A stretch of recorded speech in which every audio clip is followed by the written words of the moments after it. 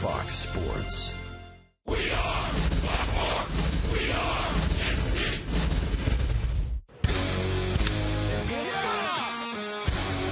Caught on a dive. We go home after 14 innings. Take me back to the shack, back to the strap with the lightning strap. Kick in the door, no encore, back to the shack. Orioles have their first walk-off this year. And it's gone! A walk-off for Alex Gordon in Kansas City. Put that on sale. Got it.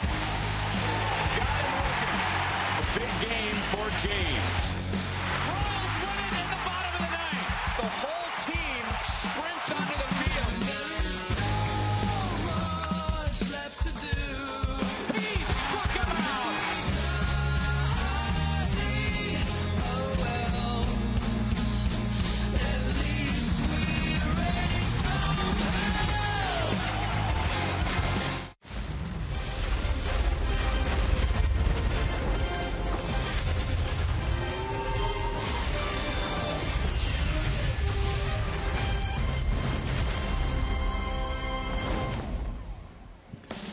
Royals baseball is presented by Academy Sports and Outdoors. This is it, the final 3 home games of 2014, and the Royals have 3 games against the team they're chasing in the standings. Hi, everyone. Welcome back to the ballpark with Rex Hudler. I'm Ryan Lefevre. Joe Goldberg is coming up. It's the biggest baseball series in Kansas City since the 1985 World Series, and the Royals for 3 days have a chance to control their playoff destiny. Oh, and it's time to pinch yourself, folks, because yes, today is the day. This game is the most important, especially with a 3-game series looming. You take the first one, chances are they'll win one of the next 2. For many of the fans here tonight, they've waited half a lifetime to have the Royals in a position that they're in tonight, and for others it has been an entire lifetime. Game 1 of 3 with the first place Detroit Tigers is coming up.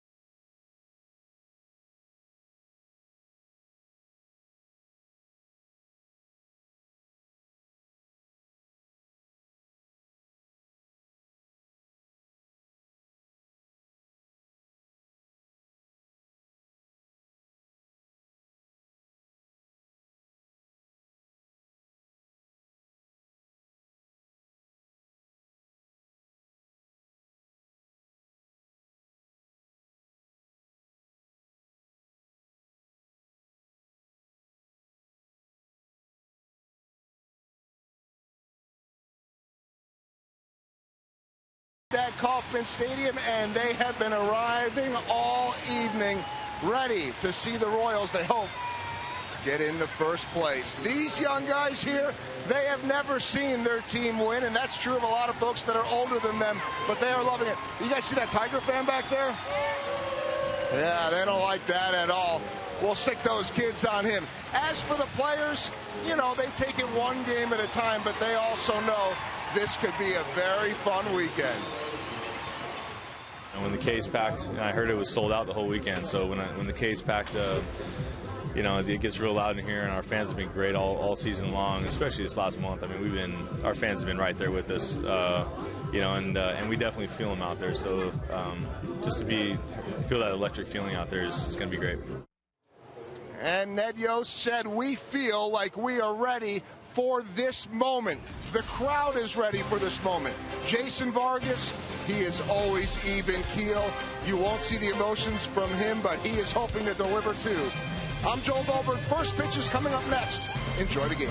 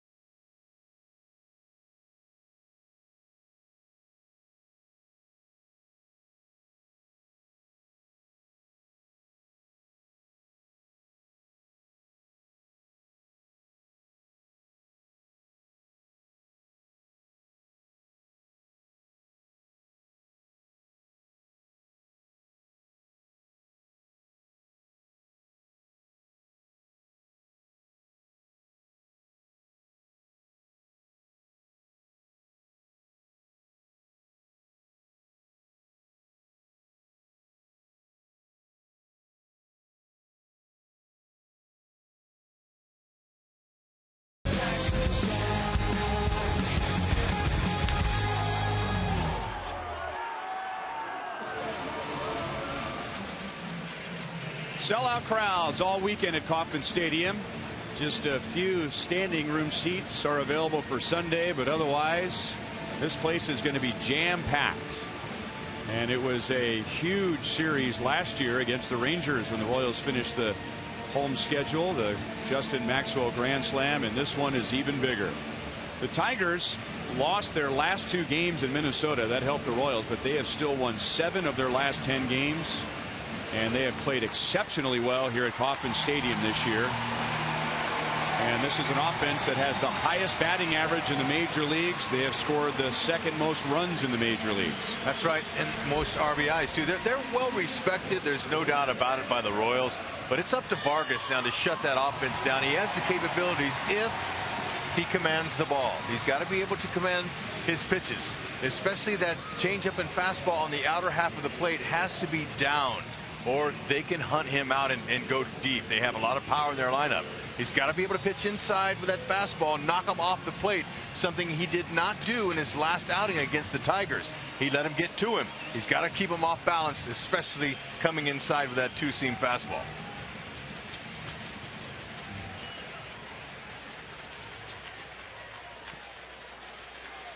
Ian Kinsler. He has struggled since the All-Star break.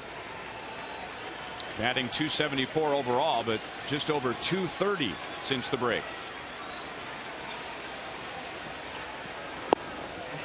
Vargas over the outside edge for a strike. Home plate umpire is Larry Vanover, and his strike zone will be key for Vargas tonight. Yep, every umpire that umpires Vargas's games is important, especially because he lives on the corners in the borderline. Quickly 0-2. Yep, fastball not overpowering at 87.2 miles an hour is what the average is. His changeup is another specialty pitch for him. He'll throw that 30% of the time, around 80, maybe in the high 70s. He's got some occasional curves. There's one there he'll use, but he doesn't use the curve as much as he does the fastball and changeup. You know, it's only the second pitch of the game, but Kinsler taking a fastball right down the middle. That might be a tip-off as to what the Tigers are going to try and do tonight. Look for the changeup rather than be fooled by the changeup. Still 1 ball 2 strikes. Yeah, and that's really not a bad way to go about him. However, if he's really on top of his game, Vargas, he's carving up the outside part of the plate with that changeup. He'll throw that to righties or lefties.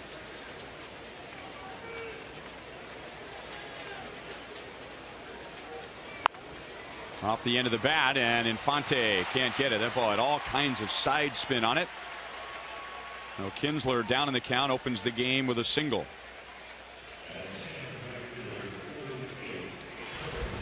Keys for the Royals tonight: score first if they can. Now they can't control the first half inning, but and get on base and run. Just a track meet breaks out. Get a lead and then get it to the pin to win. Pretty simple. It sounds simple, but it won't be easy.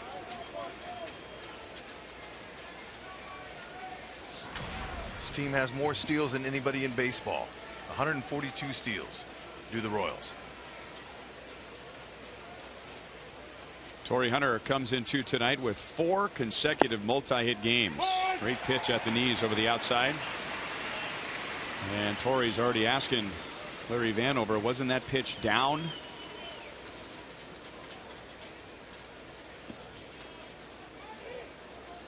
Vargas, a pitcher that works the corners. The question is, with every umpire, where are the corners? Toward the right field corner, Aoki. Kinsler tags up and moves up to second base. Heads up play there. Now that ball was not as easy as it looked. They're playing Torrey Hunter a little bit more in the right center field gap. So Aoki had a long way to go as Hunter hit that ball pretty well to the warning track. Aoki just find the ball, stay on your feet, and he's able to do it. Well, I don't think he was expecting Kinsler to tag up on him. As he caught the ball, he kind of looked to see where he was.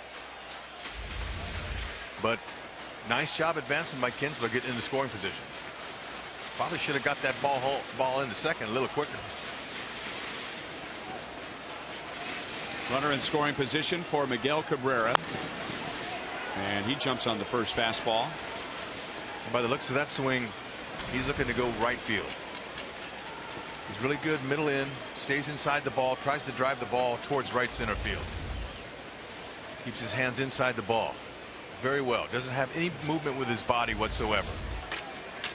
Very strong hands, great eyes. He's able to pick up the release point.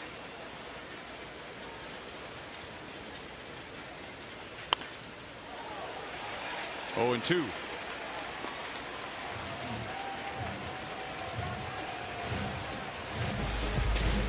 Defensively, they save more runs than any other outfield in baseball. Aoki has been a pretty good job out there, air free since May 10th.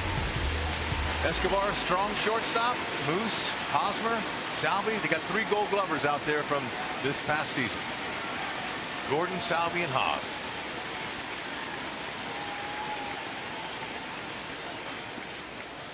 Sal keeps it in front of him. Kinsler holds at second base. 1 and 2 on Cabrera. 3 guys in the middle. Cabrera, Martinez, Victor Martinez, and JD Martinez. Those are the 3 guys that do most of the damage as far as swinging the bats. Good averages with runners in scoring position, and they are their run producers.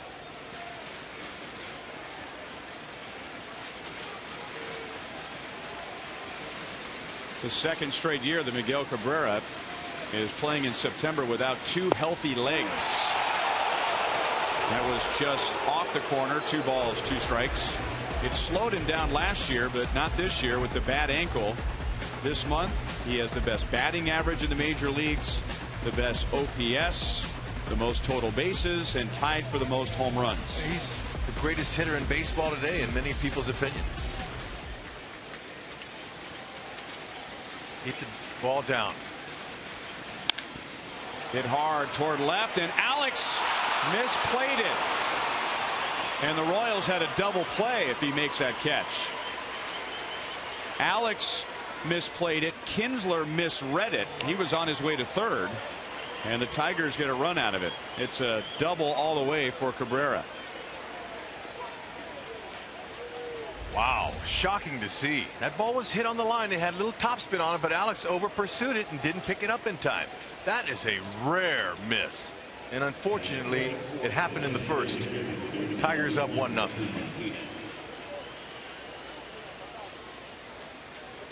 You may never see that again. Nope, and I hope we don't.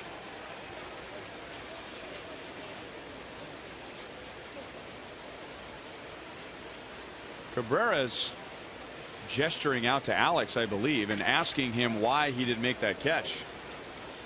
I don't think Alex is in the mood for a conversation. No.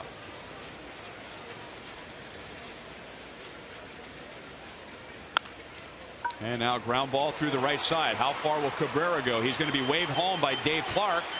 And Nori's throw is not in time.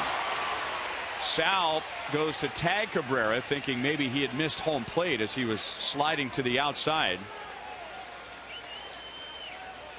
The Tigers take a 2-0 lead in the first inning. Really nice piece of hitting there. Stayed inside the ball. Victor Martinez using that hole to the opposite field.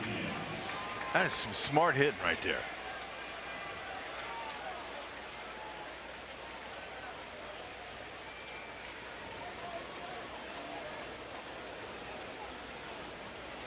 Yep, throw was just a little bit too far up the line for Salvi to get in the action there.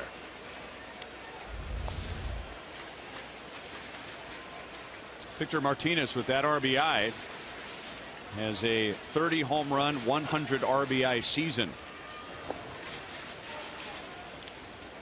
Ball 1-2, JD Martinez. The Houston Astros in spring training released JD Martinez. Now it looks like a bad move now, but he never had more than 11 home runs or 55 RBIs in the big leagues. He never had more than 15 home runs in the minor leagues. And here he is with 23 home runs, 76 RBIs.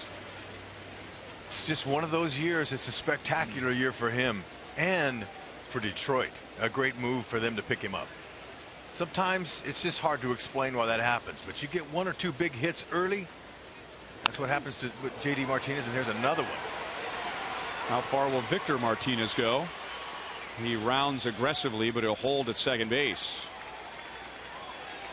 So the lack of foot speed on the bases helped the Royals there as Victor Martinez stops at second base. Taking it to Vargas early. And like I said, you get 1 or 2 big hits early when you're with a new team. That gives you confidence. And he's just been riding that wave the whole way. That ball's out over the plate. He was able to spank it down that line. 1 out. He has induced 11 ground ball double plays this year, Vargas. That's what he'd really love here to get out of this mess.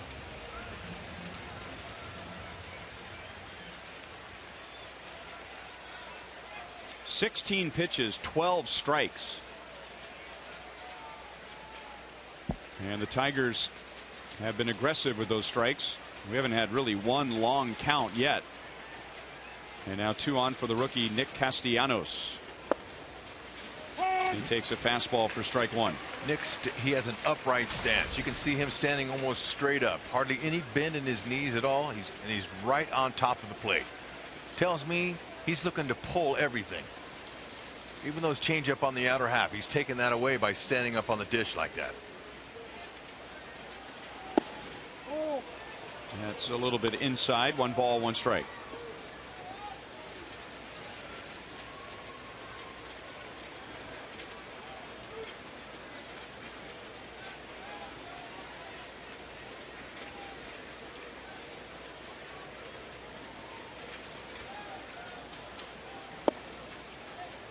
2-1.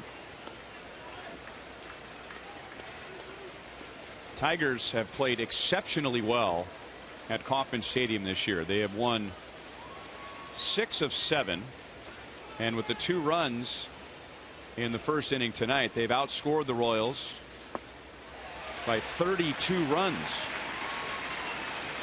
2 balls, 2 strikes. The Royals have really played the Tigers better this year in Detroit. Yeah, you know, when they came here to play early in the season, I mean, they caught fire. They were the best team in baseball at that particular time, and the Royals just couldn't do anything about it. Even their pitching couldn't shut their offense down. Castellanos widening out his stance with 2 strikes and pulls it into the dugout suite. You see a guy standing on top of the home plate like he is. Believe me, he's trying to pull those outside pitches. It's a good example of that right there.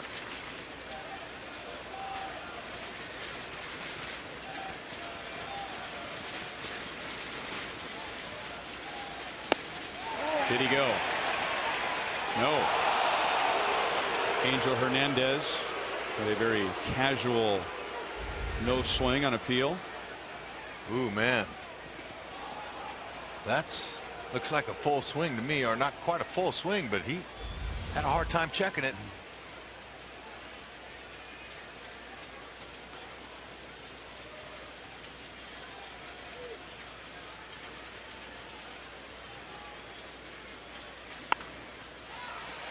Banner on the end of the bat. Tough time of night, but Alex sees it. That's the second out.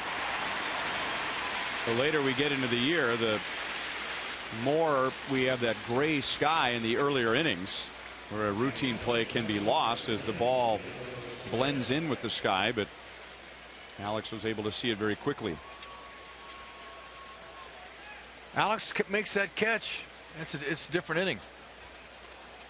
Hard to believe that he missed. I mean, that guy, he never misses anything that's hit on the line or right at him, or I've never seen it happen, but you know, he's got a lot of game left. I'm sure he'll make up for it.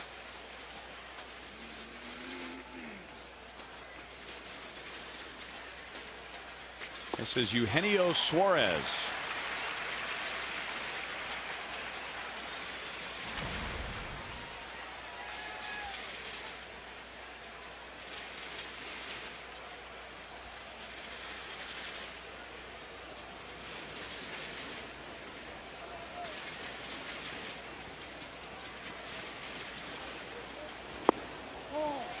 And if you're the Tigers, this is exactly what you wanted to do in the first inning.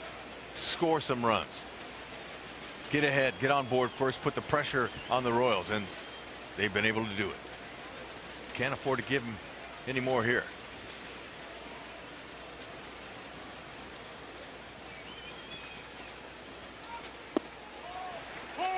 Taking a fastball, 26 pitches in the inning, 1 and 2 on Suarez. A lot of strikes. Maybe too many. He's not overpowering, so he can't get away with mistakes out over the middle of the plate as easy as a guy that throws 95 or higher. And that's up the left field line and fair. Victor Martinez scores. The throw goes to second base as JD Martinez goes to third. And the Tigers have a 3-0 lead.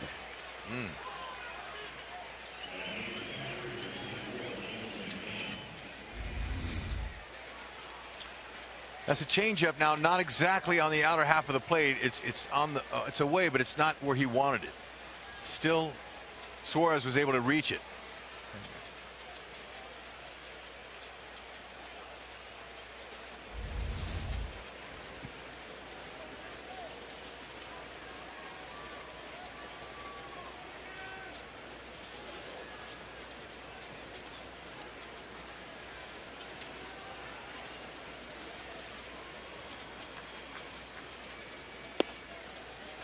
Somewhat of a similar start for Vargas against Detroit as his last start on the last road trip. Remember, it took him about 3 innings to find his groove, and then he finished strong after that.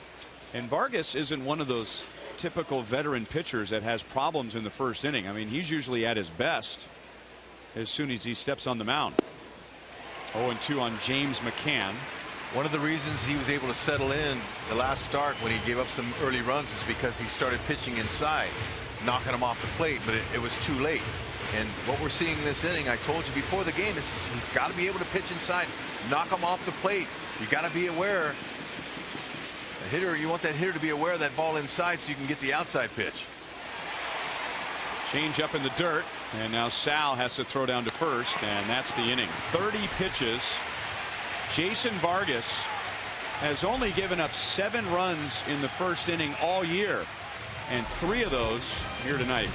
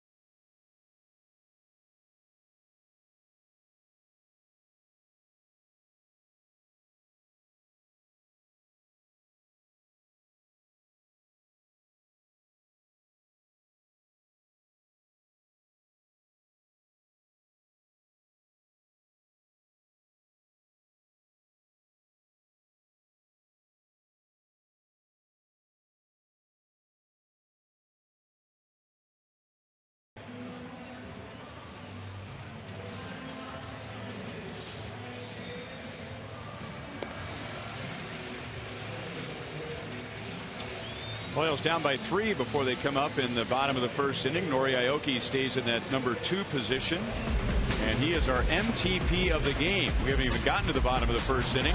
Brought to you by the most trusted brand, Honda. Well, there was the famous Bing swing. Combination bunt, combination swing, but you know what? There's another one. When you're hot, you're going good, you're getting hits like this. Hopefully he can continue it. Tremendous series, to say the least. Now that offense right here of Ned's has got to get going. Now, IQ was to score first, but score early. You got to answer him. Not necessarily in this inning, but you can't let Verlander settle in.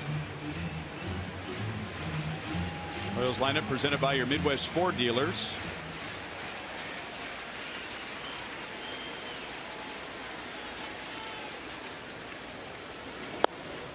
Moving to the leadoff spot was good for Escobar and the Royals in the just completed White Sox series. 4 hits, a home run for Escobar, his first since May, and he scored 4 runs.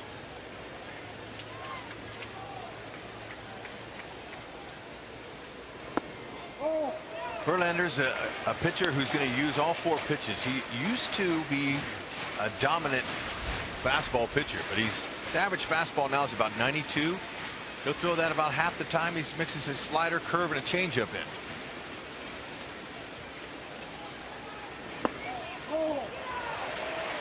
Now the zone is tight for Verlander, and it's 3-1 on Escobar. One of the points we just made about Verlander, in his previous 6 starts, his ERA is 6.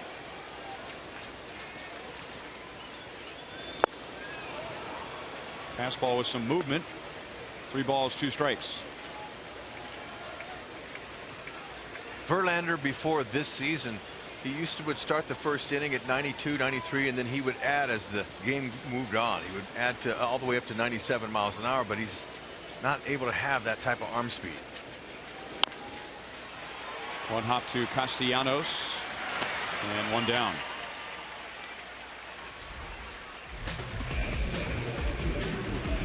Interesting to see who's highlighted behind the plate tonight. James McCann. No Alex Avila. So we'll see how he figures in. He's a rookie. Just call up, see how it works. He's got a good arm. Very good catcher. Youngster. Avila has had a lot of concussion problems over the past couple of years, and having post-concussion like symptoms. So he's been out for a few days.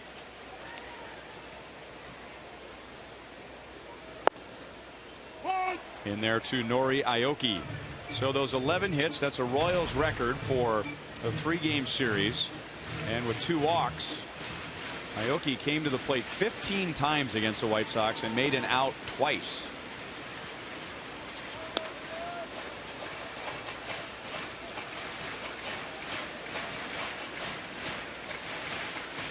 Hard to defend. Corners stay in on him. He bunts. He slashes. He's shown in the second half of the season that he can pull the ball because they've been challenging him inside.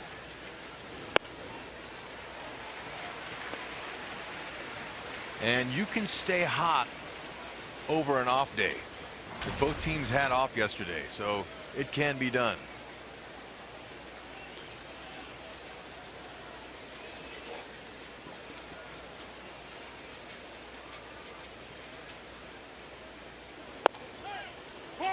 Over the inside. 2 balls, 2 strikes. See Verlander and the Tigers maybe challenge Aoki inside in this series. Anything that's middle of the plate in a way he handles pretty well. Shoots that ball down the left field line. Pass Verlander off the bag and into center field, and Nori Aoki is now 12 for his last 14. Hit the base on top of it as well. That's it. You take a little off-speed pitch on him, hit on the outside part of the plate, he stays on it. He's very good at hitting the top of the baseball. When you have that kind of speed, that's part of his game. Ball had eyes all over it.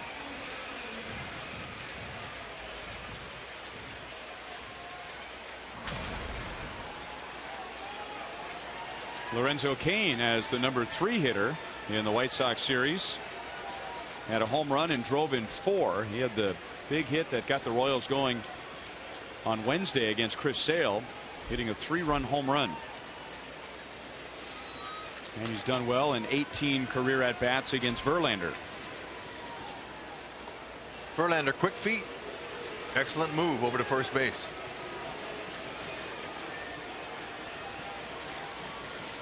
The wind looks like tonight's going to favor right-handed hitters. A little bit of a breeze blowing from that right field foul pole to the left.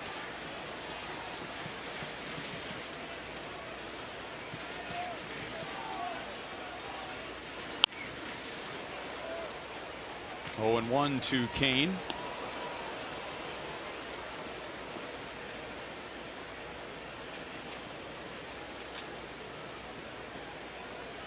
Eight RBIs in his last 10 games. So he was doing well before Ned Yost mixed up the lineup. And that's why he landed as the number 3 hitter. And he has continued to hit.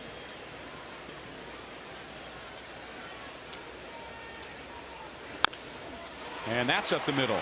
Suarez out at second base, and Kinsler turns a double play. Verlander faces only 3 in the bottom of the first inning. Detroit leads 3-0.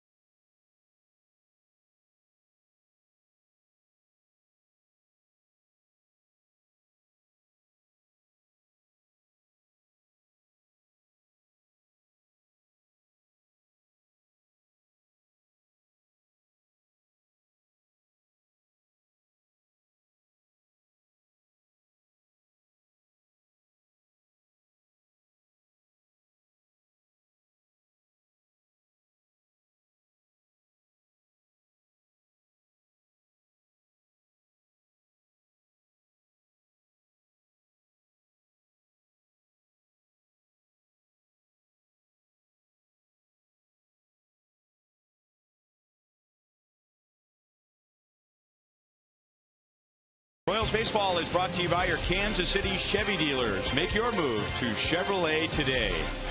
By the Missouri Lottery. Try the new Lucky Sevens playbook. And by ATT Uverse. Find out what's possible with AT&T. Call 1-800-PICK-ATT. Mobilizing your world.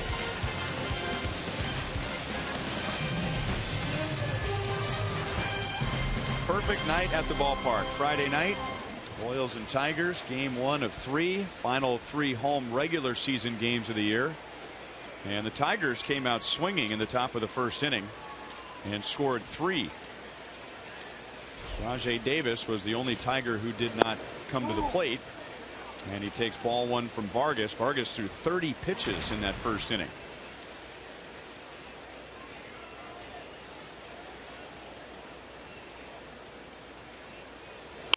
Breaking ball stayed up, and Davis is all over it. He has blazing speed. Tigers' leading stolen base man is on to begin the second inning. Our sprint question of the night: which Tigers quote big bat is the most important to slow down in this series? And there they are. Miguel Cabrera, 104 RBIs after another one tonight. Victor Martinez, 100 RBIs with 1 tonight. And don't overlook JD Martinez with 23 home runs, 76 RBIs. Yep. Either one of them, they all will have their Tiger print on this game and the series.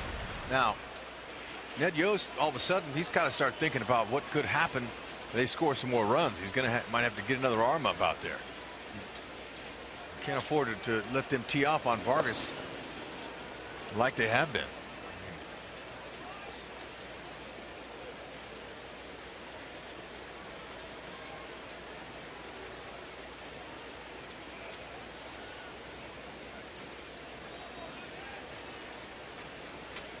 Kinsler opened the game with a single to center field and scored the first of the 3 runs.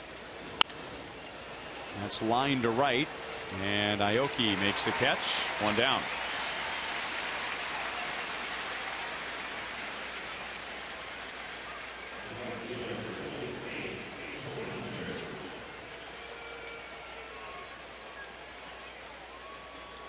And up comes Torrey Hunter, who flied to the warning track in the right field corner in the first inning.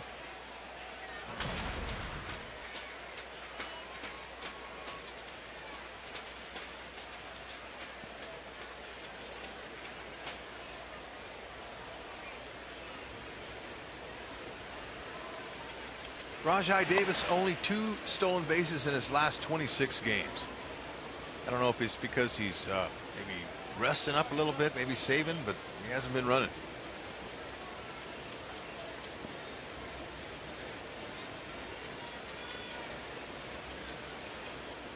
Slide step and low ball 1 to Torrey Hunter.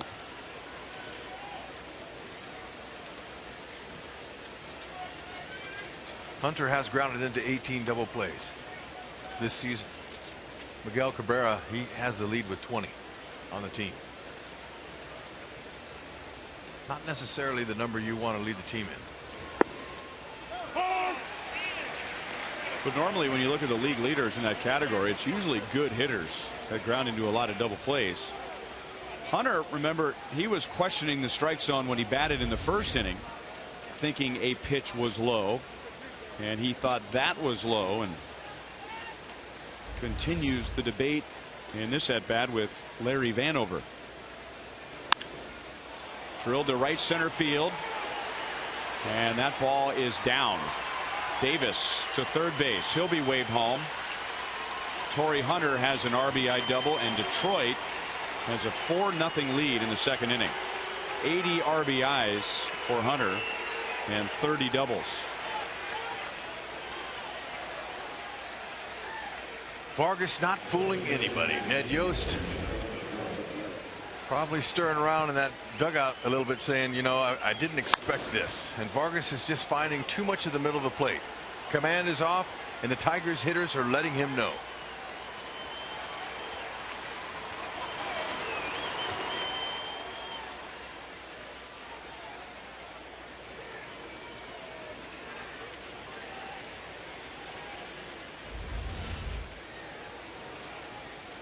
Here's Miguel Cabrera with Hunter in scoring position. That's hit hard and hit into the crowd off to the left field side. Cabrera's at bat in the first inning is the play of the game. This could have been an inning-ending double play. You saw at the bottom of the screen, Kinsler took off for third, and if that ball's caught, that's an easy 3-batter no-run inning. Yep, very unfortunate for the Royals. Tigers, they'll take it. Let's check out Kinsler, the runner, on that ball that's hit. Kinsler, he just kept coming. Now he stopped him at the last minute. It would have been close, but with Alex's accuracy and the way he throws, I agree with you, Ryan. I think they would have doubled him up. And he was coming in. He would have had plenty of momentum to throw to second base. So here's what Hud was just talking about. Ned Yost getting the bullpen ready in the second inning. Casey Coleman. Sal blocks it. Keeps it near home plate. Hunter stays at second. 2 balls and 1 strike.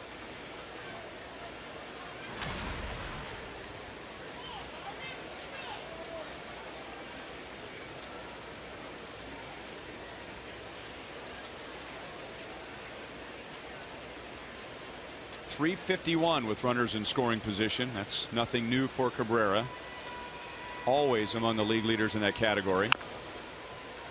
Now Vargas off the mound and throws on target. Cabrera's out and Hunter goes to third.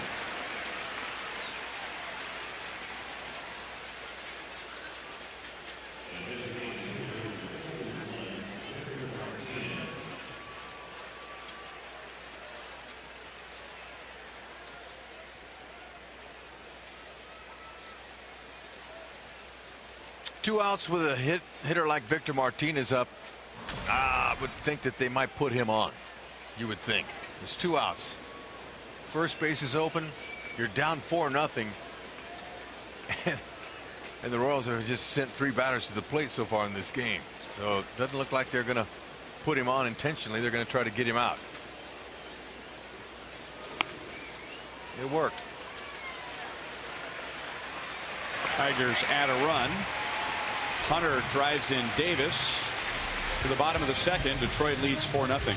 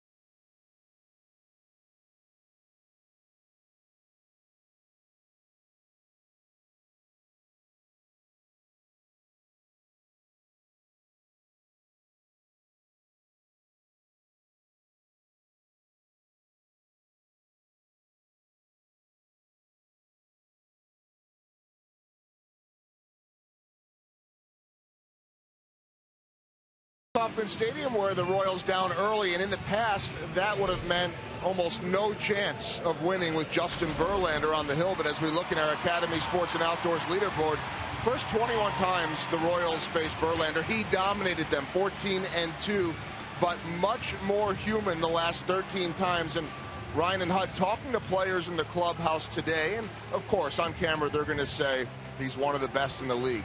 But in the past, their comments were always sort of like what you heard about Chris Sale the other night. We need to find a way to scratch a run here or there. But now what guys are saying is, hey, we're comfortable against him. We've seen him a lot, see him almost every time.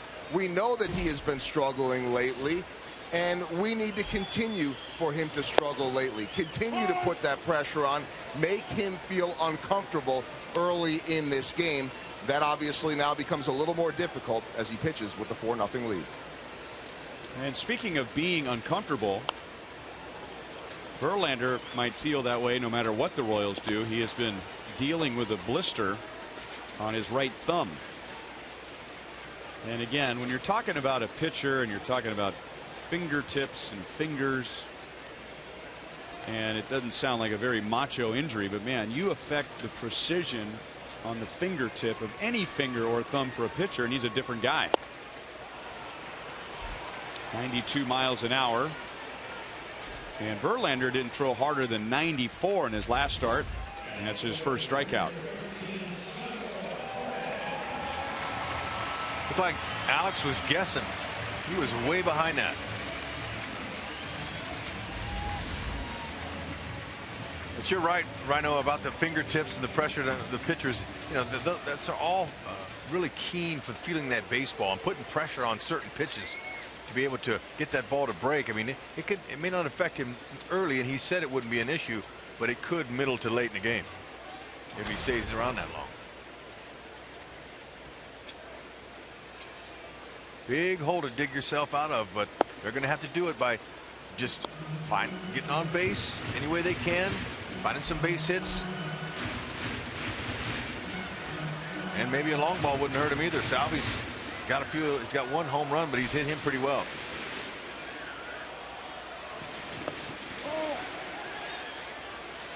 And again, no swing.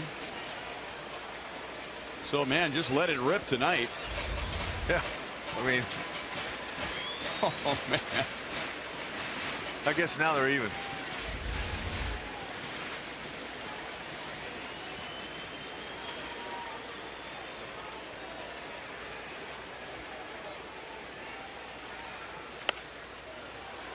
That'll work.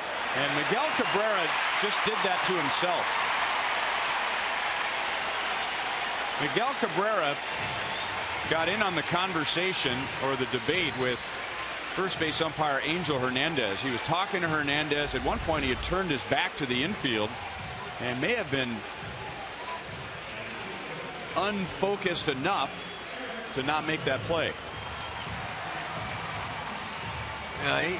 He sometimes can be a little bit too cool for school. I mean, it's nice to be able to play the game relaxed, and that's what you want to do, but sometimes he takes it a little too far. He has a little bit too much fun when the integrity of the game is on the line.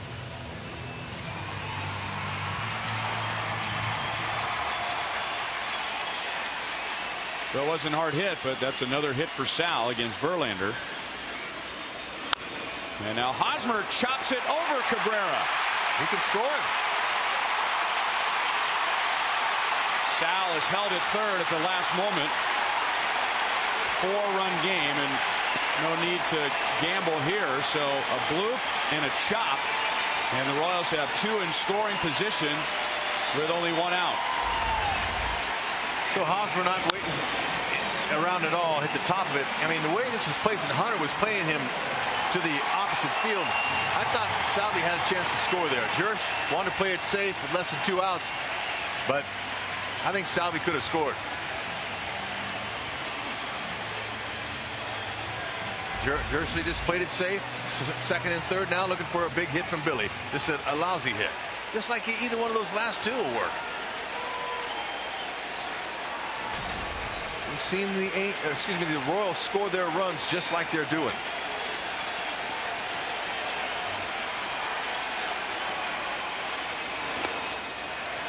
Breaking ball down and away. Billy had just 6 at-bats in the Chicago series, but his last at-bat was a double against Chris Sale. That's the best batting average for anybody against Verlander with the amount of at-bats that Billy has. And it includes 2 home runs.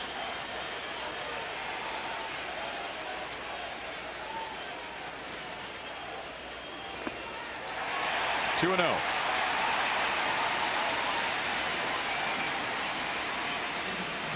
Billy knows how to slow everything down.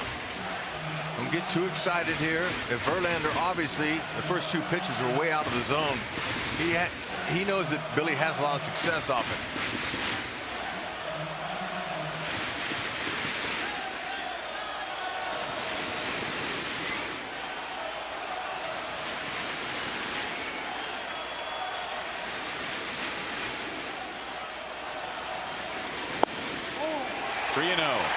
Infante is on deck.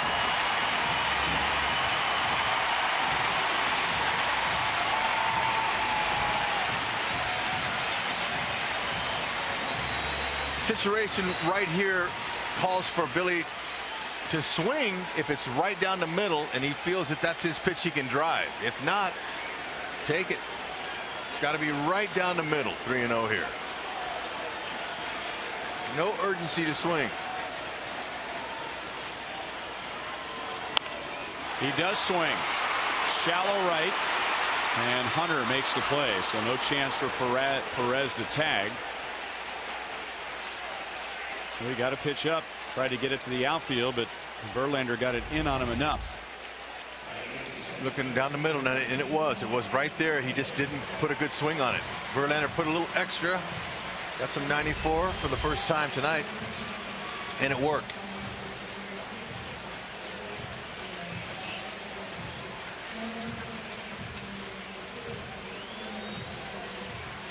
And now Miguel Cabrera has come down to chat with home plate umpire Larry Vanover.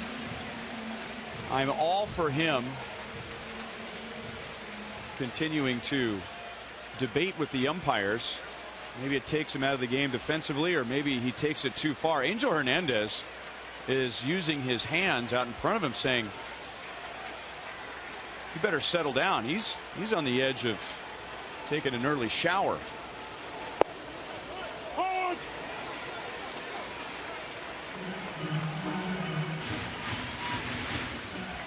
Don't know exactly what it's all about, but we can assume that it goes back to that abbreviated swing by Salvador Perez that was ruled no swing. The third base umpire was all over Angel Hernandez, and that's when Cabrera started chewing on him. Infante to Castellanos. Royals had runners at second and third and 1 out, and Verlander pitches around it. And Cabrera is still screaming at Angel Hernandez.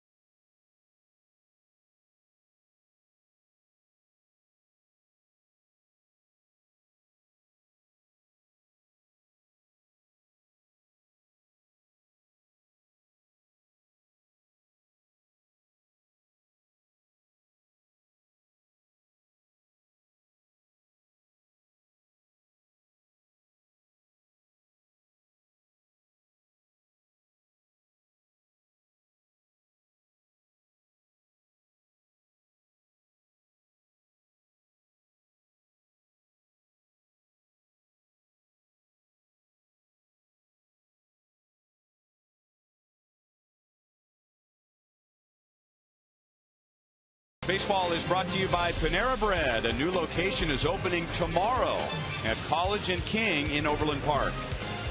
And by your Midwest Ford dealer. Visit your MidwestFordDealers.com.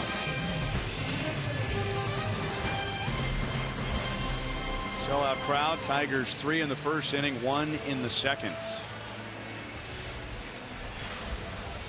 Time for you to tweet your photo using hashtag KCFanPhoto for a chance to have it shown during tonight's game broadcast, brought to you by AT&T.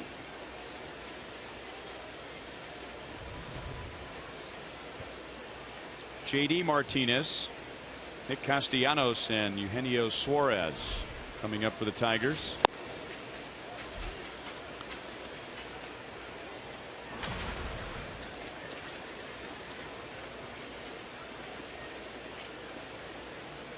JD Martinez has 15 of those 76 RBIs this year against the Royals. 1 ball and 1 strike. He's really come up with some clutch hits. Nice backdoor curveball.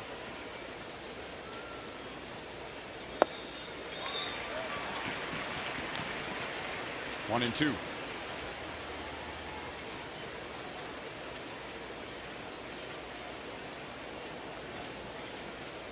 Tigers, they know that Vargas makes his living away with his pitches, down and off the plate. So they're looking to see if they can get him up. See Salvi's putting that target down low.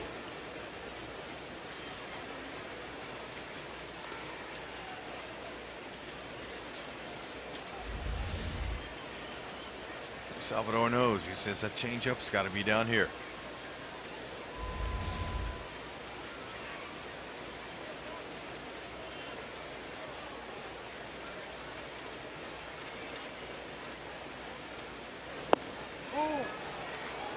Two and 2. It's a good spot. It's got to be able to come in there even a little bit deeper inside towards the batter. Gets him off of that changeup on the outside part of the plate. Gets that hitter start thinking about that inside pitch. That's how it works. And now 3 balls, 2 strikes. And with the trouble he's had early in the game, it's the only 3-ball count so far for Vargas. He threw a lot of pitches in the first and a lot of strikes. A little half swing roller out to Infante. 1 out. First time that Vargas has gotten a leadoff man in an inning.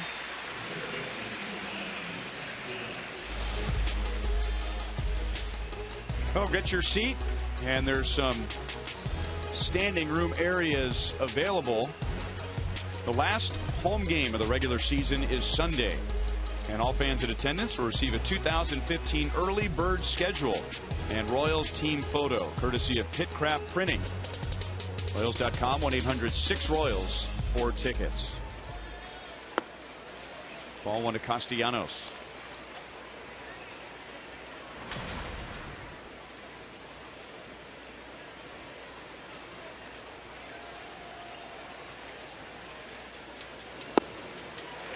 Good changeup, 1-1 on Castellanos. He flied to left in the first inning.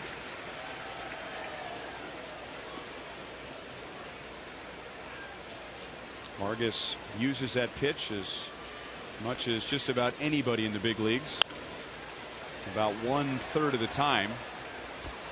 In fact, there are only 2 other major league pitchers who throw a changeup more often than Vargas does.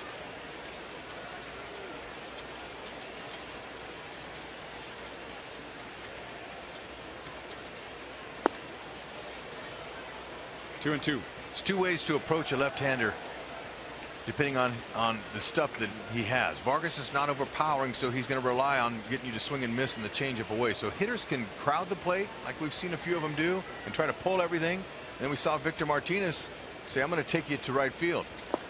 There's just a couple different ways that you can go about mentally trying to get to a pitcher like Vargas.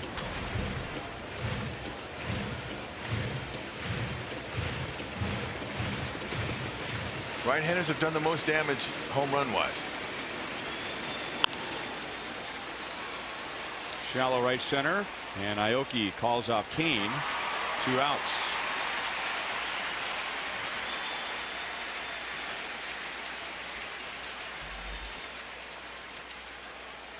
And coming into tonight, the home runs recently had been hurting Vargas.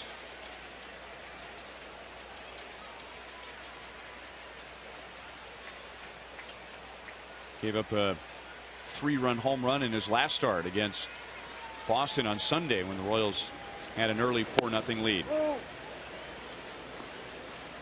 Suarez singled in a run in the Tigers' 3-run first.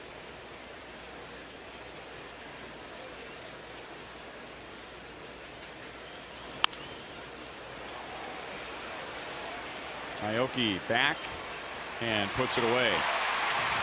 So Vargas needed that. 3 up, 3 down to the bottom of the third with Detroit in front 4-0.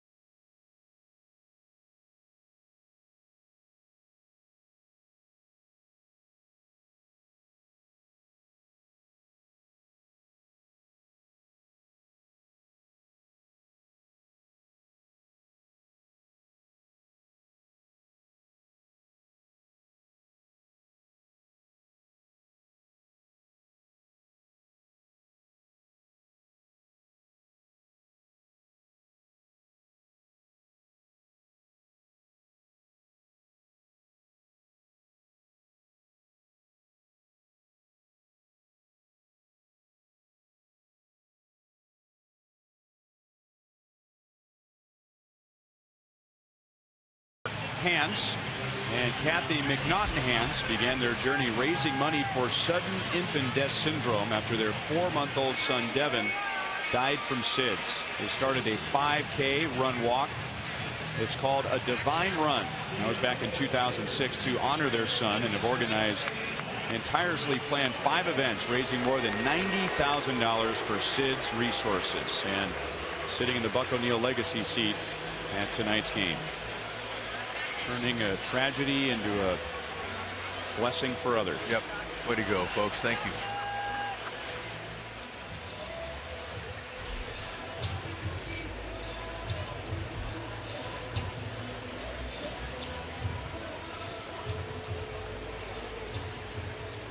Verlander gave up 1 hit in the first inning and then got a double play, and then 2 hits, including a double in the second. The Royals had runners at second and third and 1 out, but Verlander got out of it. And now he gets Moustakas, Escobar, and Aoki in the third. So all you can do is just try to do the same things they did in the last inning. Now they missed a hit, a big one, but they just have to keep doing the same thing. Mount some rallies. Now that Tiger defense is shifting all the way over. Nobody on the left side of the infield except for Suarez. Shortstop.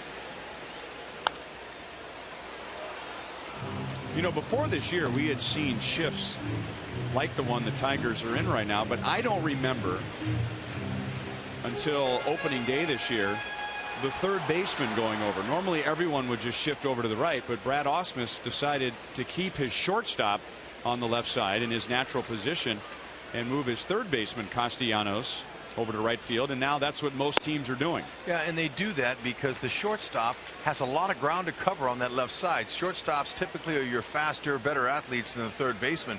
So you want your shortstop to be able to cover any of this ground out in here, any kind of a pop-up or anything that you have to do a lot of running to get to.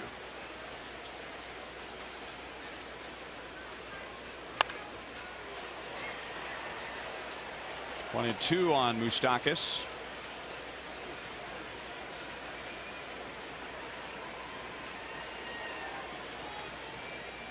Moustakas, like a lot of hitters, has had a bad time in the past against Verlander, but that was against the overpowering big strikeout Verlander.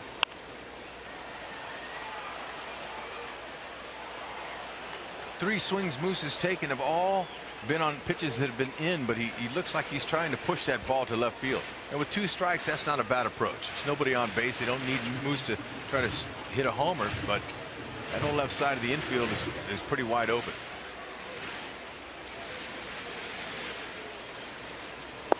Oh. 2-2.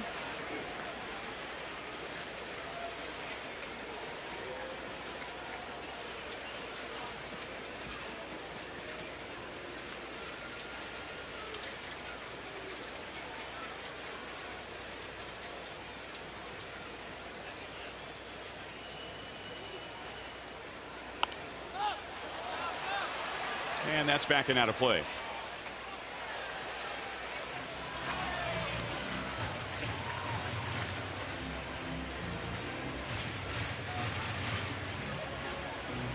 With the projected attendance this weekend, the Royals will finish just under 2 million fans at Kauffman Stadium this year.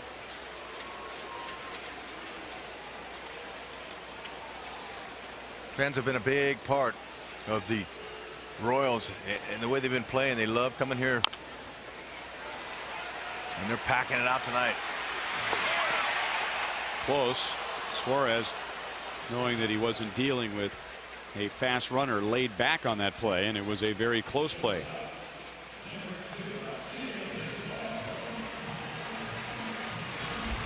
Well, 2 very good starting rotations. Our Toyota League leaders gives us the tally for innings pitched by American League starters. But when you get to the bullpen, that number or the league leading numbers aren't there for Detroit. They are for the Royals. Yeah, but the importance of that, eating the innings, is to take the pressure off the bullpen, especially in today's modern game. That bullpen is premium. So the more inning starters eat up, the less they have to use that bullpen. Keep them fresh. Escobar grounded to third in the first inning. And now to the right side. Kinsler throws him out, 2 down.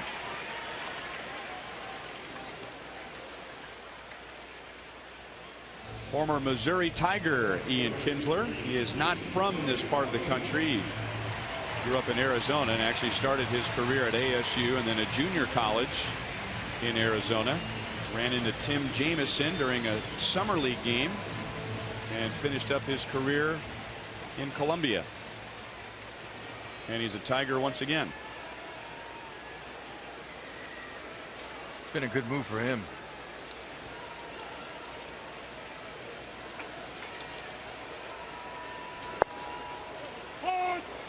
Nori Aoki singled. I'm sure that's a big shocker to those of you who've been watching the Royals, especially on this homestand. He is 12 for his last 14. And high bouncer over the middle into center field. That hit he got was a breaking ball that he's able to stay on top of and bounce it up the middle. And now Verlander, he's got him down 0-2, just throwing hard fastballs. He'll probably stay with the fastball now. Larry Vanover, after that call, I didn't see Nori do anything to show up Larry Vanover, but whatever he did upset the home plate umpire.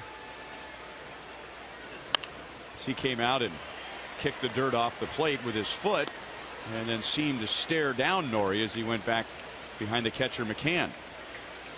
Emotions are high.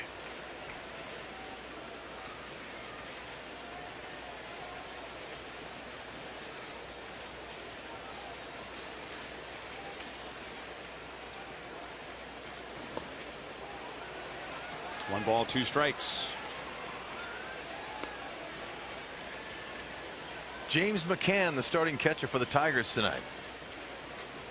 You think that might be a big pressure spot for him, but he's really adept in defensive catching. He's very good. You saw him block that ball. That was routine for him. He moves well behind the plate. He's got a good strong arm, quick release. Kinsler runs it down on the right side and almost threw it into the Royals dugout. First 1-2-3 inning for Verlander. The Tigers lead 4-0 at the end of 3.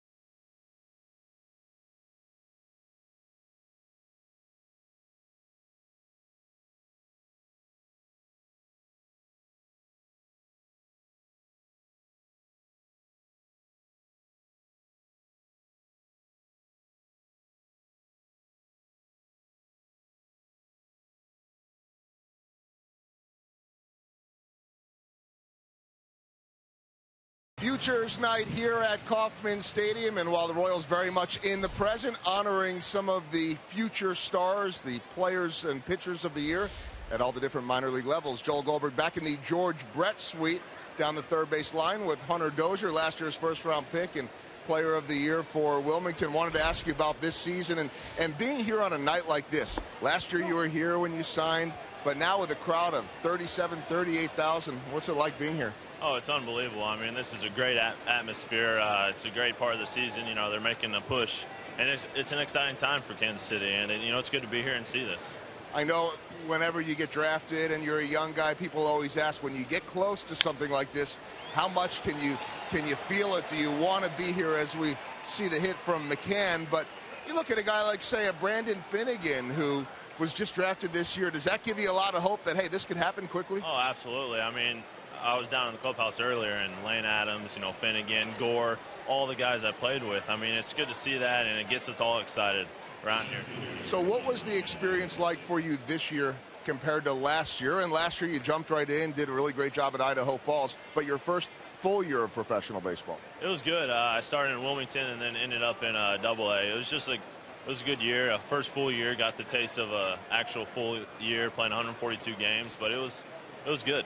You know, Finnegan was telling me the other night, at the end of the day, it's the same game, but the crowds are a little bit bigger. And so, you know, at Stephen F. Austin, for sure, for him at TCU, you probably didn't play in front of crowds like this. No, absolutely not. And it's a big factor, but you can't let it get to you.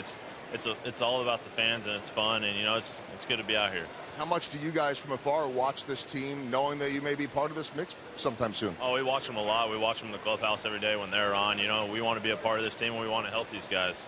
What was the biggest difference for you this year playing that full year of pro ball? Because it can be such a long grind. Yeah, it's just, you know, the everyday grind for 142 games. It's tough, the bus rides and everything that goes with it. But you just got to grind through it and, you know, try to play your best every day. Being down on that field before the game and seeing a lot of big names on both sides. I even saw Miguel Cabrera kind of waving and smiling at everybody, too. That experience being a young guy walking around, how would you describe that? Oh, it's unbelievable. Actually, when I signed, well, they were playing the Tigers, so I got to see a lot of those guys too. But it's a good experience. You know, it's great to see those guys that, you know, I grew up watching, and it's fun. And how about the day for you, too? Because I know that every year when they have the Futures Night, you guys get a chance to get out in the community a little bit, do some charitable work. Tell us about the day. It was good. It was a great day. We got to go to the hospital and visit some patients. And it was good to see them. You know, it makes their day, and you know, we're so happy to do it. And I'm glad I was good to be a part of that. Well, it's good to have you out here, some of your teammates, future teammates, and congratulations on a good year. And looking forward to having you out here at Kauffman Stadium in uniform in the future. Thank you. I appreciate it. Hunter Dozier, last year's pick, 8th overall, and enjoying the night here at Kauffman Stadium. Guys? All right, Joel, thank you. Here's McCann. How about James McCann? That was his first major league hit when he singled leading off this inning. And his first major league stolen base comes against Salvador Perez. Yeah, so much for the slow-footed catcher, huh? Salvi made a perfect throw out there, but just couldn't get him. He got a better jump. Key is to stay on that base. Infante had the tag on him initially.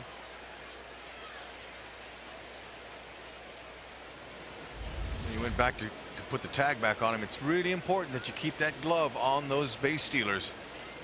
Anytime they come off that base, it can be reviewed.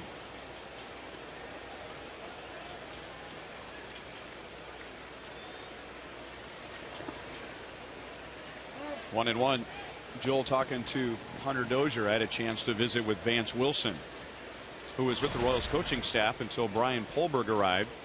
Vance played for the Tigers, had a long big league career as a catcher, and now the manager at Double-A. And I asked him about Hunter Dozier. There's Brian Polberg, the championship manager at Omaha.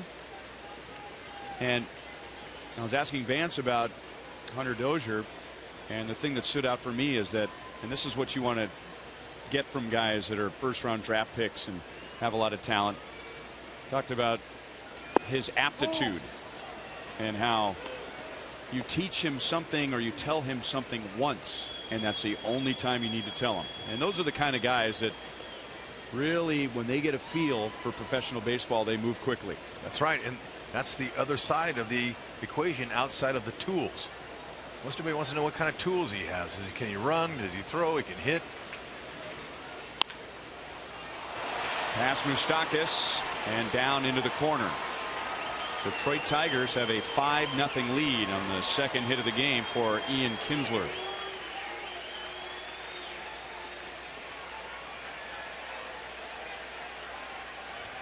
Not the Vargas that they were expecting tonight. Tigers, they were ready for him. Too many strikes. Everything out over the plate. Not everything, but a lot of them, and they weren't missing them.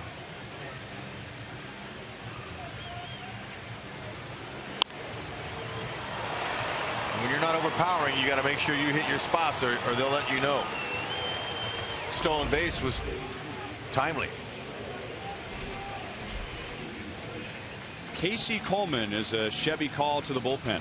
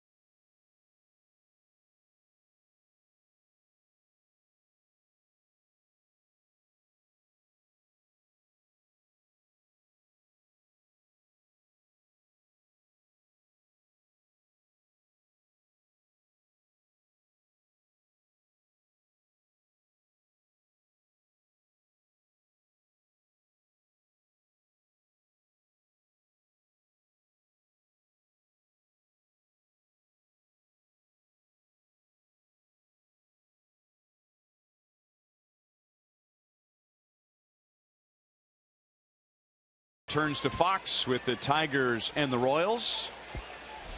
So that's where you can catch this ball game tomorrow. Then back on Fox Sports Kansas City on Sunday. Casey Coleman throws high, ball one. And Fox sending their heavy hitters for the game here tomorrow.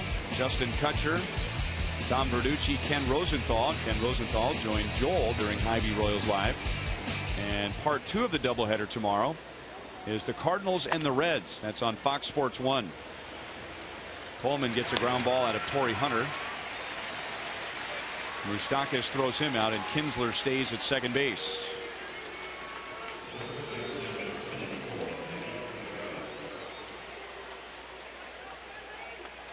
Casey Coleman on for the 4th time since rejoining the Royals. To make sure that he cuts down those walks. Got a few too many walks, but he's got a good fastball. He'll go 87 to 94 with that. He likes to sink it. A little two-seam sinker, curveball, and a change.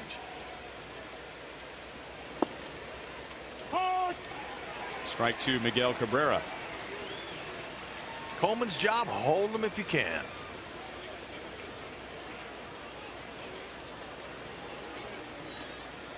Tigers showing their teeth early.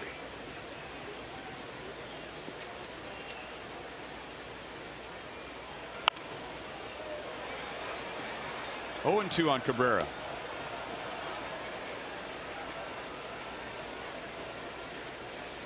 He is all fizzed up tonight, isn't he?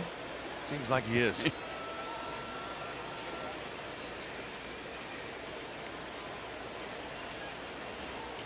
1 for 2 tonight and 11 for his last 19. You know, one of the things about these hitters that are in the middle, they're awfully comfortable. So at times, you know, you have to move their feet. Can't let them be too comfortable up there. Whether it's a curveball dropping at their feet or you brush them back with an inside fastball, that's part of pitching and that's part of the game. These guys are a little bit too comfortable in there, and it's okay to let one go and back them off the plate. Don't make them feel so comfortable up there. I said this is the 4th time for Coleman since being called back up. It is the 6th time, but he's had 4 consecutive scoreless outings coming into tonight. That covers 5 2/3 innings. Yeah, it's got a lot of confidence to bring him in here in this situation early in the game.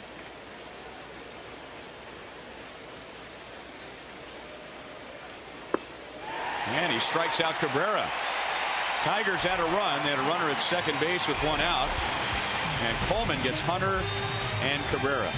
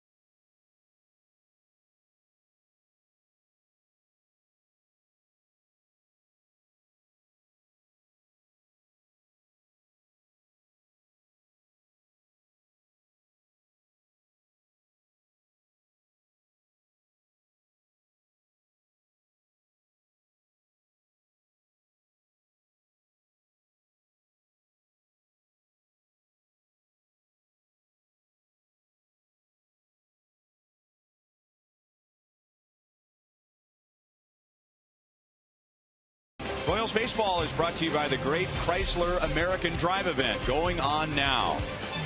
And the Missouri Tobacco Quit Line. The Royals and the state of Missouri are teaming up to help you stop smoking. For more information, call the Quit Line at 1-800-QUIT-NOW.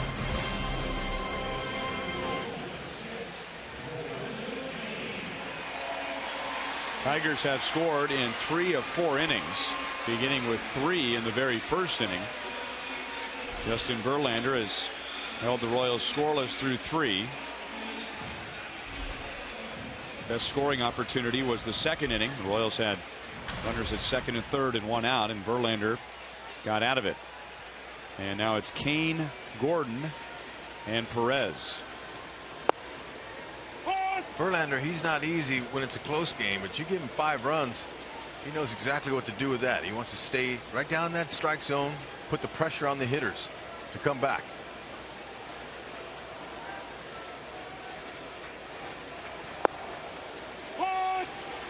Oh, 2 on Kane. Lorenzo grounded into a first inning double play.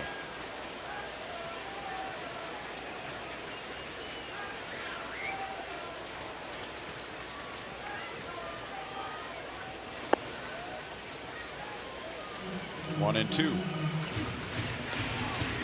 Royals now in the middle of their second time through the order. It gets a little bit better this time around, and then it gets a whole lot better third time around, and that's the opposite of Justin Verlander in the past. Shallow center field and down for a hit. Royals have the leadoff man on in the 4th inning.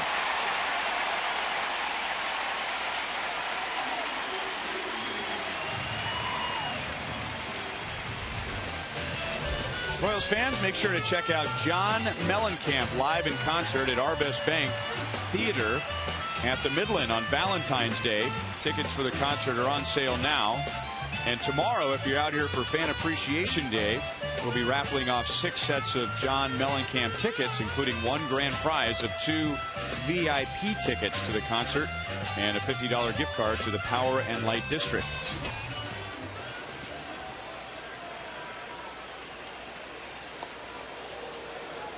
Lorenzo Cain might have to shorten that lead just a tick. Verlander's got quick feet. Down by 5 runs, you don't want to get picked off. That's for sure. Play it safe right now.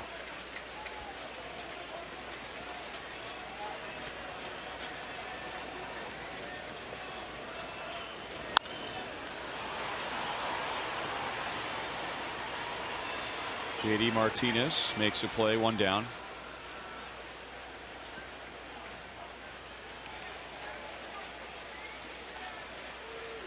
So Alex is 0 for 2. Miguel Cabrera, like he normally does, he's trying to engage the runner at first base, and it would appear that Lorenzo Cain is not interested. Yeah, save it.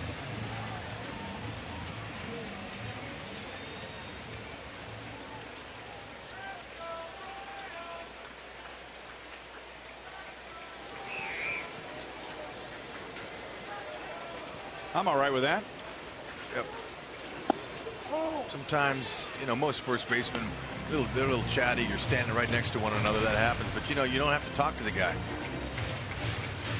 It says you do. Salvi got a nice base hit. Little abbreviated swing over Miguel Cabrera's head. To Castellanos. Out at second. And out at first on the tag by Cabrera. That's the second double play for Verlander. Royals send 3 to the plate in the 4th. Detroit leads 5-0.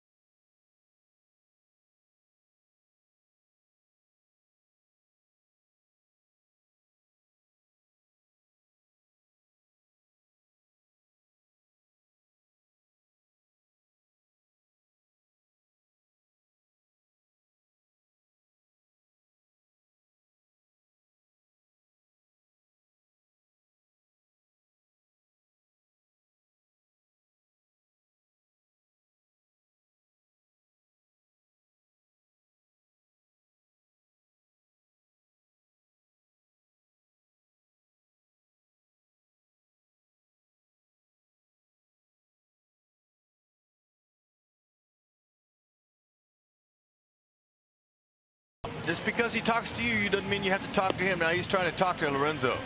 And Lorenzo Cain, he's just icing him. It's all a mentality. It's proper. There, a couple of former Royals down in the Crown Club. Fan Appreciation Day is tomorrow if you're coming out. Don't forget, the game is at 12:05, not 6:10. The game will air on the Fox Network. And the day will feature games for fans, giveaways, and great prizes. The first 10,000 fans will get a Royal scarf, courtesy of Academy Sports and Outdoors. Gil Mesh sitting with Brian McRae down in the Crown Club. First time Gil Mesh has been back to Kauffman Stadium since retiring as a Royal. Great to see him here.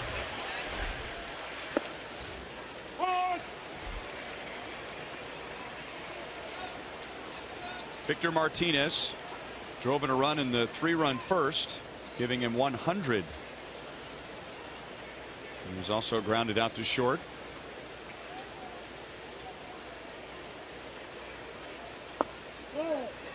And in driving in his 100th run, Victor Martinez becomes the 4th Tiger player in history with 30 home runs and 100 RBIs. It had been done more than once by his predecessors, but he is only the 4th player, and it's the 9th time in Tigers history. He's a premium hitter from both sides of the plate. Doesn't swing unless it's right out over.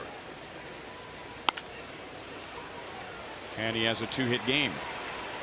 Second in the league in hitting when the game started. And he's 2 for 3. He also leads the league in intentional walks, 26. So he's garnered a ton of respect this year.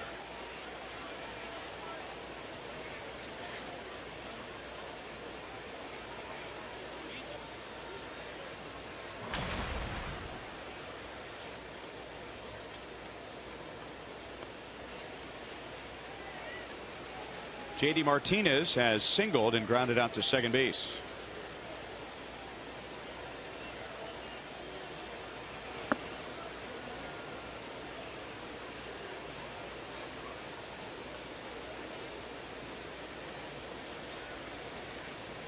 JD Martinez has learned a lot from Miguel Cabrera and also Victor Martinez in his stint here this year. He's learned a little bit more plate discipline, and he's also learned how to use the whole field.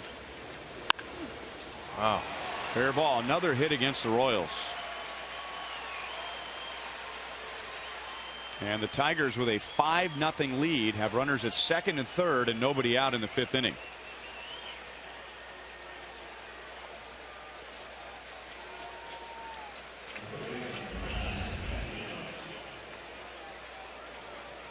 Like a curveball that laid on the middle of inside of the part of the plate. He's able to get to it.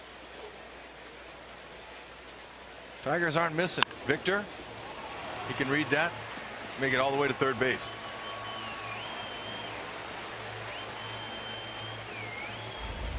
No choice for Ned Yost. Got to pull that infield in. Any ground balls that come to him and knock it down. Save a run.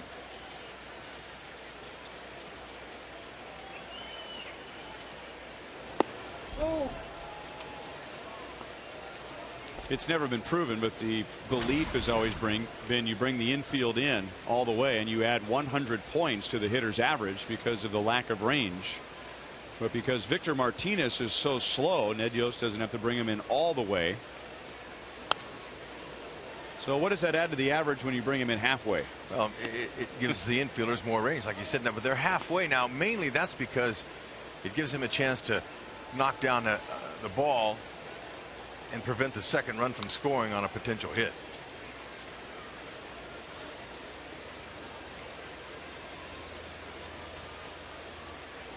But they're still in close enough. If they get a ground ball to him, if Martinez does try to score, they can get him.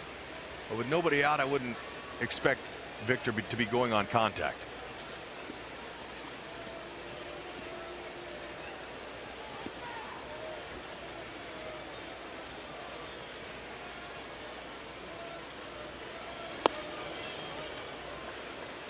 2-2.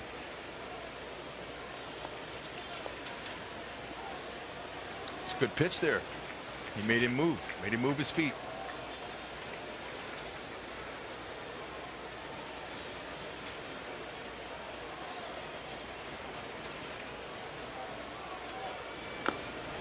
Just got a piece of it. Still 2 balls, 2 strikes. I've noticed a difference in Castellanos' stance between facing Vargas and now the right-hander Coleman.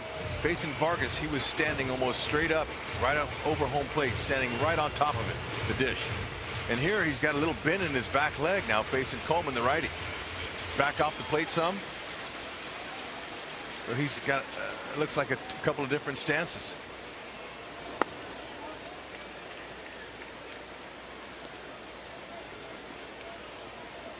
Full count with Suarez on deck.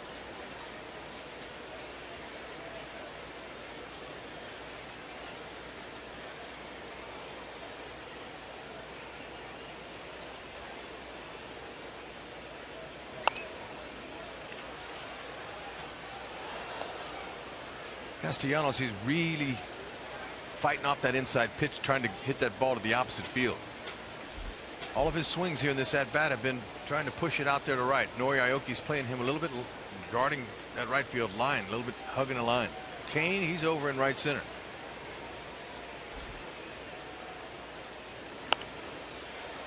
Battle continues.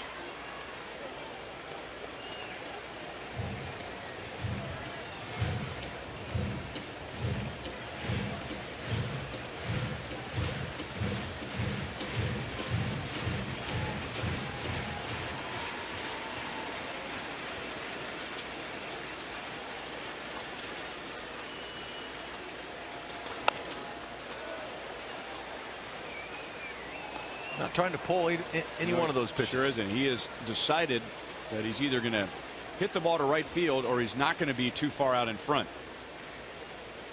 And he's doing that to prevent from rolling his hands over on contact and hitting a ground ball. That's how you try to fight against that. 3-2, usually you're looking to turn and burn on a fastball.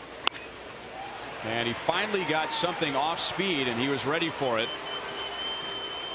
Castellanos gives the Tigers a 6-0 lead. So it might have been the right pitch, Hud, but he just didn't get that pitch down. Yeah, it was an elevated. It's right there. He's going to hit that. Puts that ball, it starts it breaking around the knees. It ends up down. He might swing over the top of it, but that right there, that's a pitch saying hit me. Phantom Cam is able to show how good balance Castellanos' swing is there.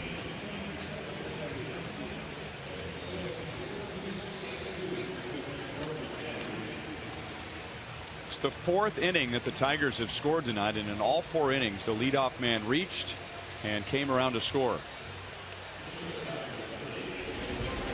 Fox Sports Kansas City welcomes the Blues to Sprint Center on September 27th as they play the Dallas Stars. Your chance to see the NHL here in Kansas City. And remember, Blues games are on Fox Sports Kansas City all season long. Buy tickets and see them live at sprintcenter.com or stlblues.com. 1st and 3rd with nobody out. And Suarez takes ball 1. Eugenio Suarez single to left on a 1-2 pitch in the 1st inning. Tigers have now scored in 4 of 5 innings. They have 12 hits already. And all 9 starters have at least 1 hit.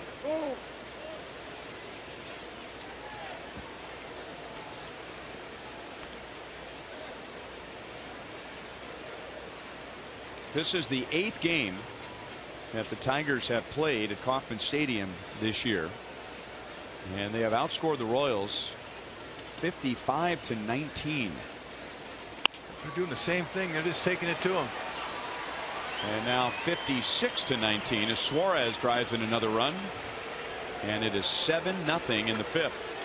Uncle.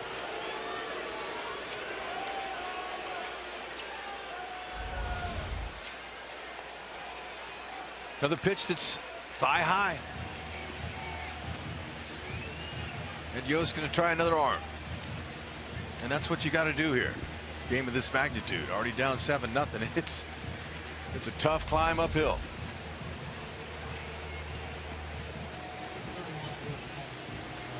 Casey Coleman out, Lewis Coleman in.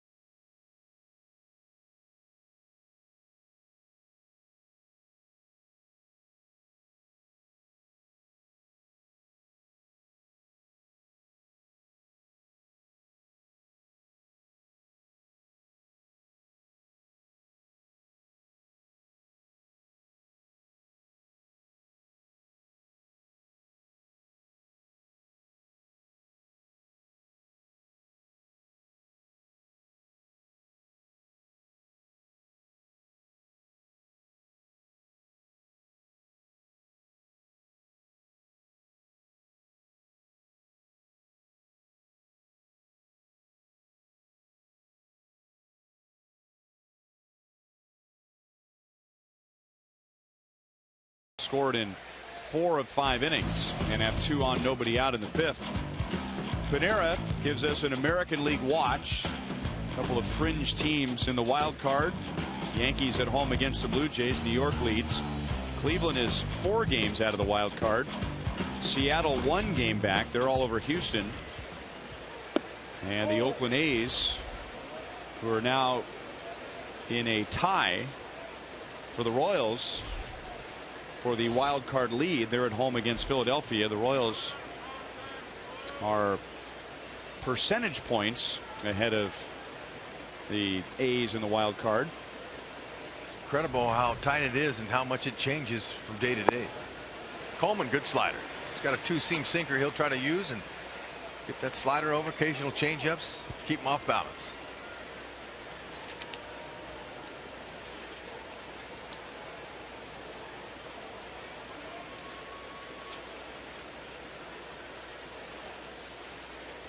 Four straight hits for the Tigers in this 5th inning.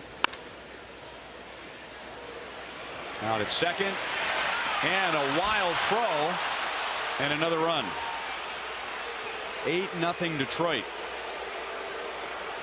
Castellanos down from third on an error by Infante.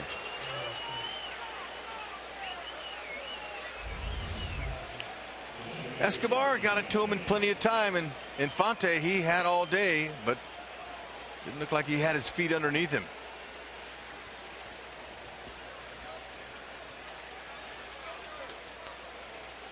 They didn't need that. And the Royals flat.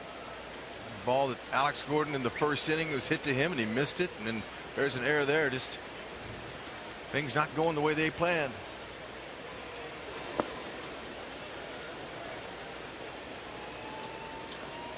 Rajay Davis carried an 0 for 11 into this game, and he ended that with a single in the 2nd inning and scored. And he's flied out to deep right.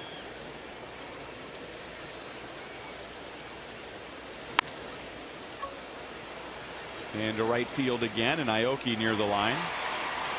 Thought about throwing to first, but McCann is back, 2 down.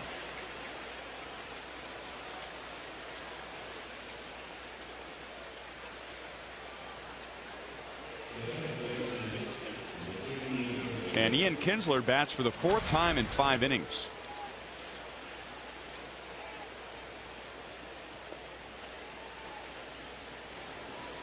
Single to begin the game and scored, coming up on Cabrera's double, and that was that big play that Hud was just talking about. So close to an inning-ending double play, and the Tigers not scoring any runs. But because of the misplay, the Tigers got 3 runs. And then Kinsler drove in a run with a double in the 4th.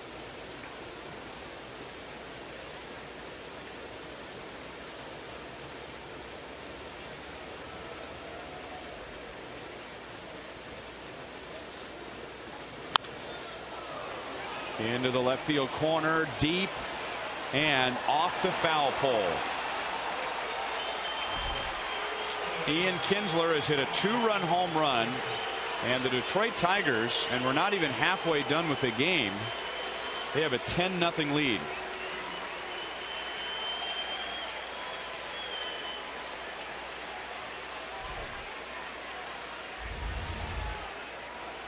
See where Coleman missed again. Right down the middle. There's way too many strikes thrown by the Royals tonight. Everything's out over the middle, and the Tigers, they are just licking their chops. Kinsler, the only question was it going to stay fair, and it did. It hit right off the foul pole. Fair pole, whatever you want to call it.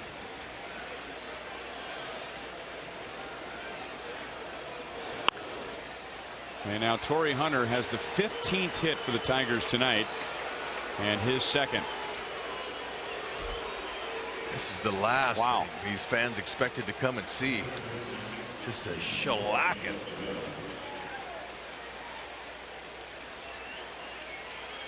The Tigers have now outscored the Royals at Kauffman Stadium by 40 runs. 59-19.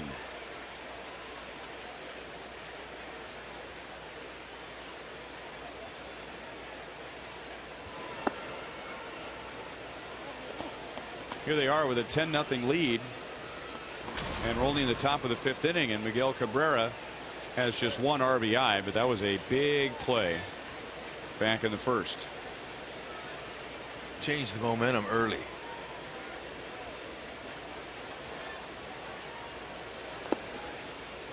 Two 2-0 from Coleman.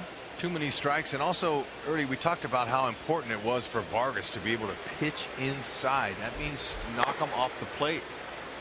And the hitters, the Tigers hitters, they're comfortable. They're standing in there, and no brush back pitches, no moving their feet or anything. And you're not trying to, you want to hit anybody, but that's part of the game. You got to be able to command one side of the plate.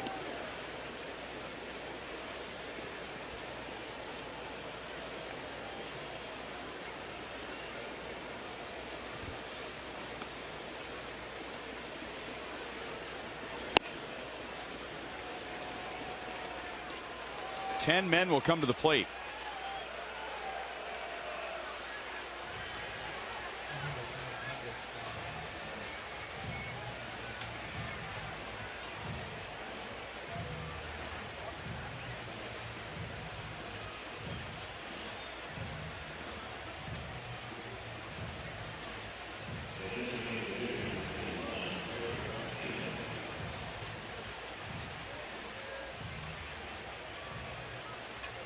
Victor Martinez started all this with a single to center field in the 5th inning.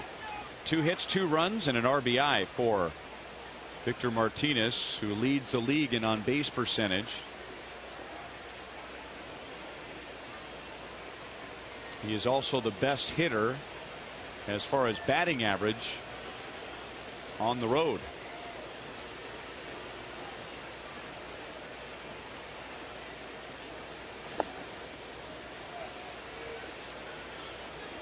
Coleman wants to keep the ball down, pitch to contact, get out of this inning.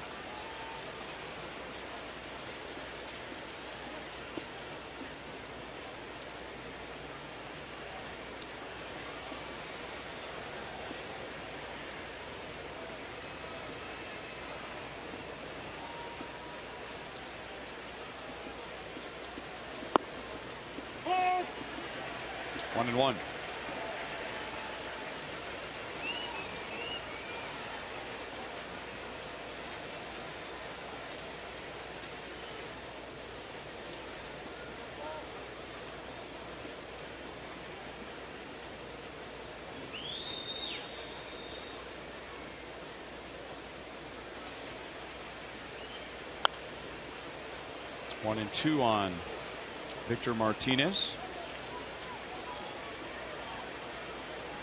He has added 2 points to his batting average to get up to .335. Only Jose Altuve of the Astros has a higher average. Altuve's at .340. Martinez also 8th in the league in home runs and 5th in the league in RBIs. 2 balls, 2 strikes. And normally with numbers like that, especially when you're talking about power, a player like that begins to pile up the strikeouts. Victor Martinez has struck out 40 times this year. So not only is he one of the toughest outs, he has the highest on base percentage, one of the most productive hitters when it comes to home runs and RBIs. He's the toughest to strike out. That came up and got Sal in the mask. In fact, knocked the mask off of his face. Most switch hitters that you see in the big leagues, their numbers are not really the same from both sides of the plate typically, but Victor Martinez 371 against right-handers, 320 against left-handers. So he's a premium switch hitter. There's no question about it.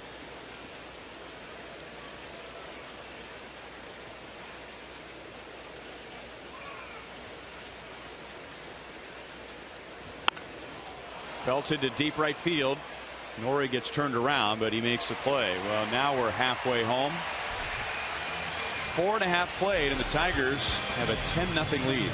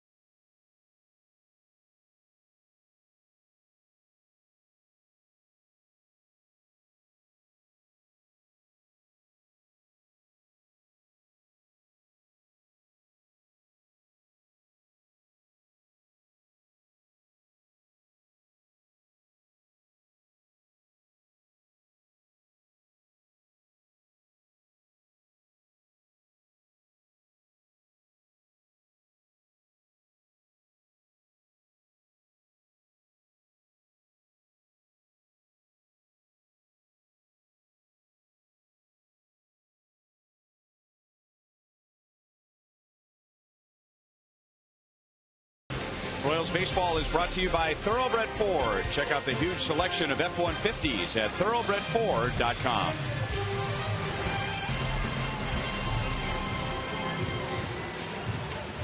Detroit with 3 in the first, 1 in the second. They were scoreless in the third. They got 1 in the fourth. And with Ian Kinsler's 2-run home run, they got 5 in the fifth. Now we'll see if Justin Verlander can hold a 10-0 lead. Well, you would think that he'll get that done.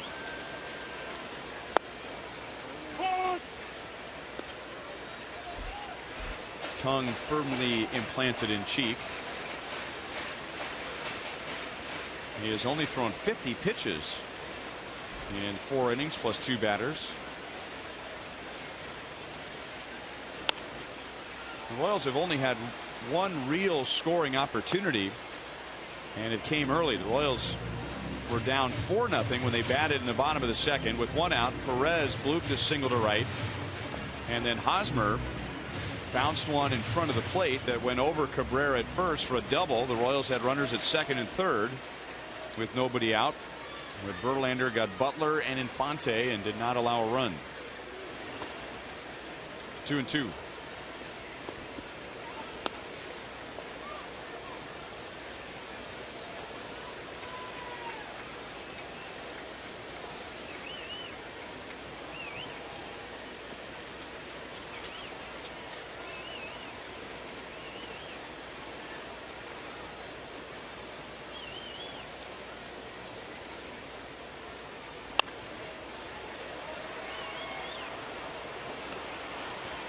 Hosmer had a big series when the Royals were in Detroit, going 6 for 11.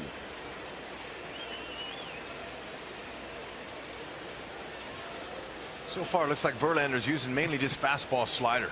Hasn't had to use a lot of changeups. He's thrown a few curveballs.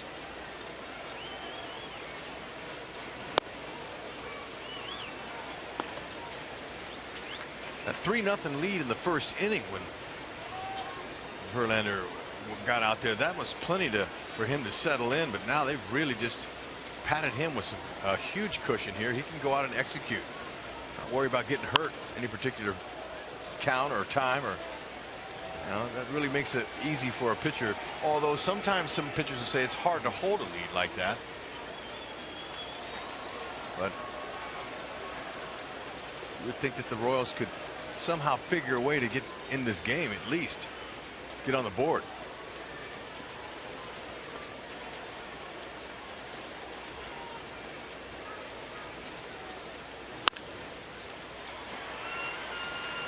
Kinsler throws out Hosmer, and one down in the bottom of the fifth. Let's go to Joel. Well, guys, the Seattle Mariners have really struggled for offense, but in our Mazda game break, we see that is not the case tonight. They had a big 7-run inning in Houston. Mike Zunino going deep. Kyle Seager is homered. Dustin Ackley is homered. A team that in many ways has been like the Royals.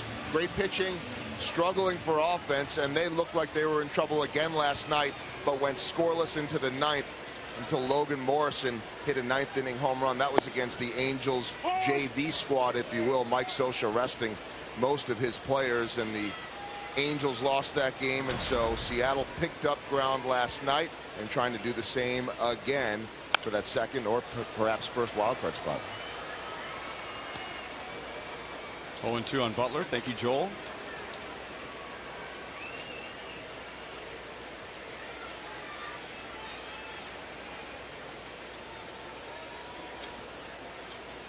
Billy had a 3-0 count when he batted in the second inning and flied to right. Didn't quite get it deep enough to score Perez from third, and that was the biggest out for Verlander in that inning when the Royals had runners at second and third, one out, because the Royals could have scored a run with an out, and then Infante grounded to third.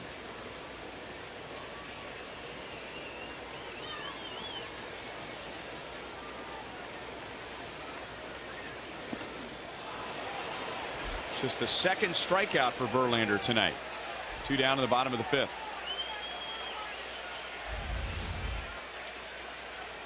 There's a curveball, starts out and his belt ends up on the ground. That's designed that way. Looks good, fools the hitter.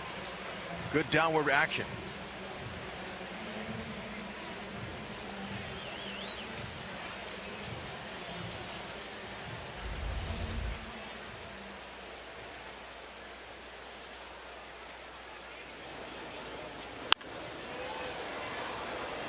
So 0-1 on Infante.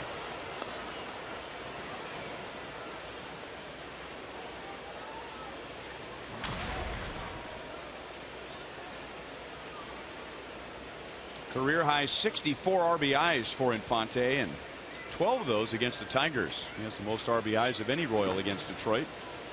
The two-time former Tiger started with them out of Venezuela as a 16-year-old.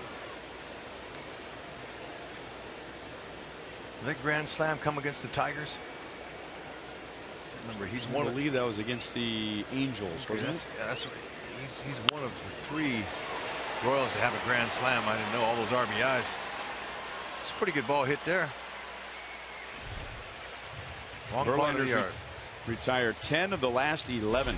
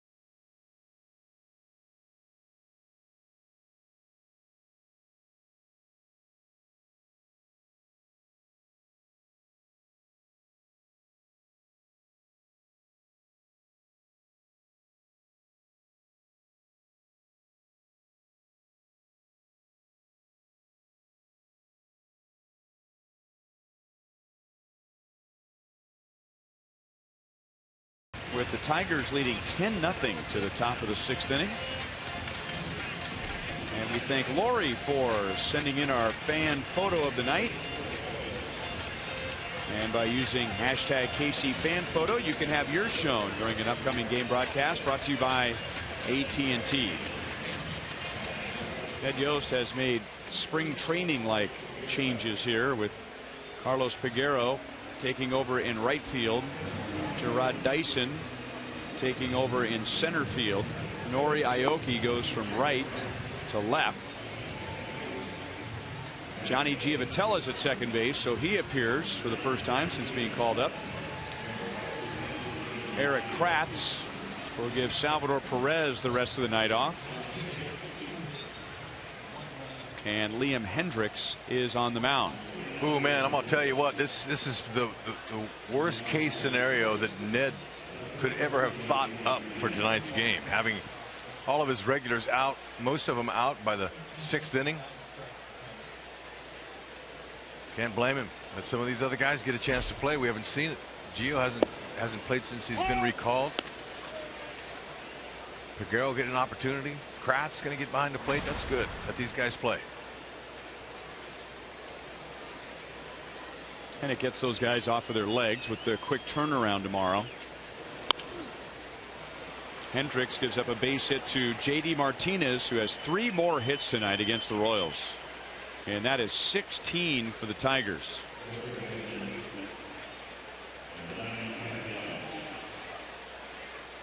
This curveball there he hit. Liam Hendricks got all 4 pitches. Fastball, slider, curve, and a change.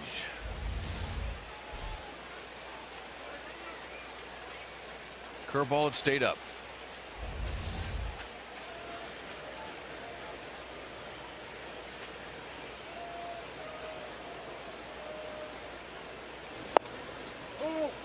Call one to Castellanos. 1 for 3 with a run scored and an RBI.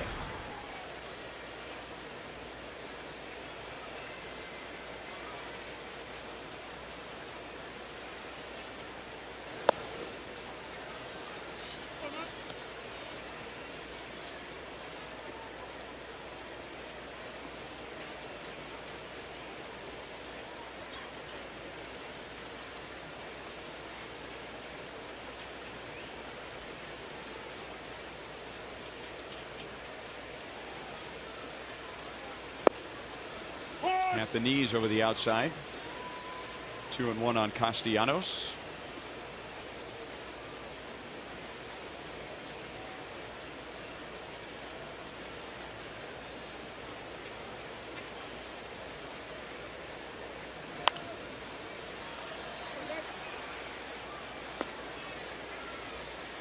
There was more than one reason that the Tigers traded Prince Fielder to the Rangers, but one of those reasons was they had Nick Castellanos to the big leagues.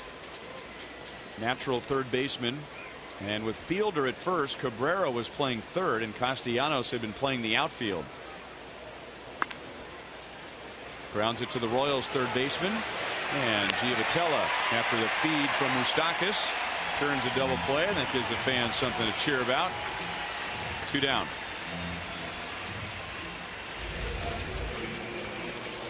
It's nice to see Giavotella get in there and get a chance to turn a double play.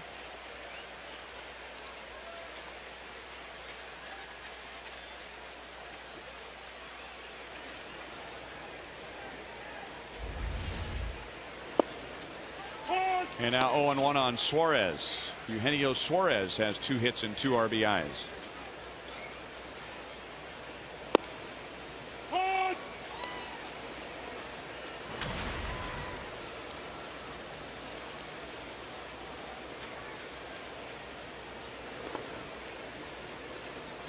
You know, maybe because all the attention has been on the Tiger bullpen, but there has been very little talk about the Tigers being without their regular shortstop all year when Jose Iglesias went down.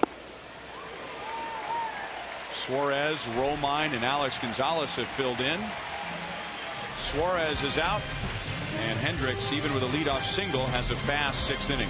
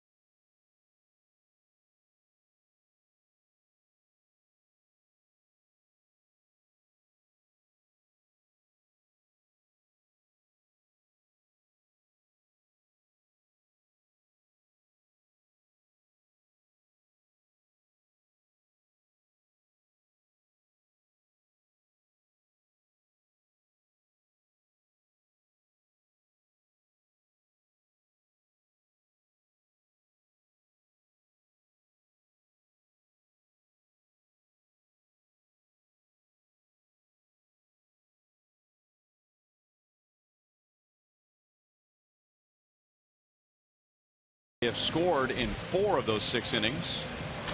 And a 10-0 lead to the bottom of the 6th.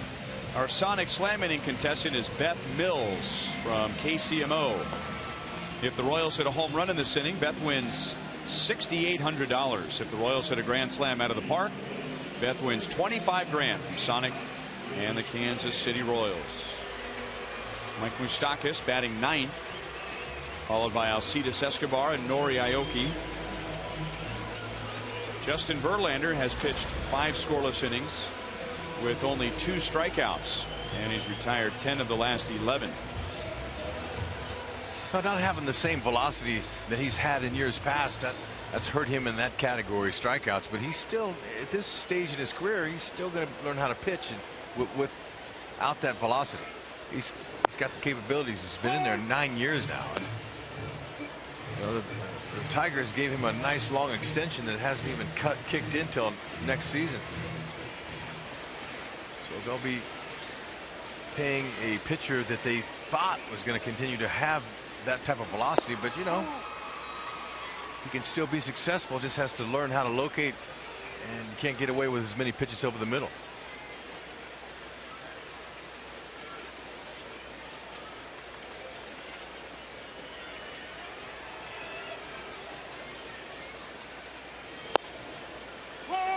One and two on Moustakas.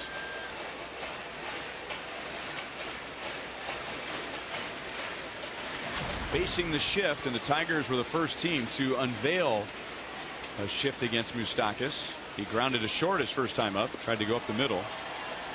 2-2. Let's go to Joel. Well, Ryan, I remember that first day when you pointed it out, and as you mentioned before, it ended up being a blueprint for so many teams. I was talking with this last weekend about Big Papi David Ortiz, because he has been seeing a shift, he said, since 2006, and believes that it's maybe taken 300 to 400 hits away from him. And Moose is going to pull that ball foul down the line. But what he said was really interesting. He's the one with the experience on it. And we saw him with some hits the other way, but he said that's so much harder to do than people realize. They are pitching you in. They are pitching you to try to pull that ball to hit into the shift. But he works every single day in batting practice, David Ortiz, at going the other way. And if you can recognize it, which again is not easy with the bat speed, just like that, if you get the pitch and you can do it, take it. He also said every now and then, lay down a bunt, keep him honest, and push the issue. Maybe Mike Moustakas, who has had more of those lately, is starting to figure it out a little bit. And it takes time. Big Papi, he'll rarely bunt, and he says he didn't do it very often, but look at that. That's perfect. That's a high fastball. Moose, he just stayed on top of it and guided it into left field. The more hits he gets like that, the more comfortable he'll be, and then he'll see less drastic pull shifts that they've been putting on him.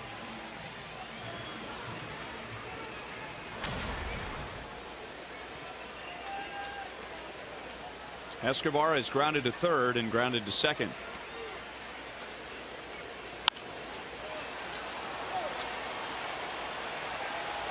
JD Martinez in the corner, one step into foul ground, makes the play.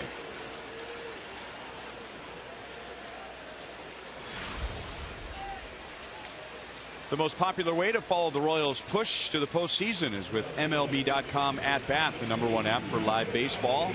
You'll enjoy live look-ins, replay reviews, scores, live radio broadcasts, the MLB.TV game of the day, and more. Get At Bat for your smartphone or tablet on the App Store, or visit MLB.com.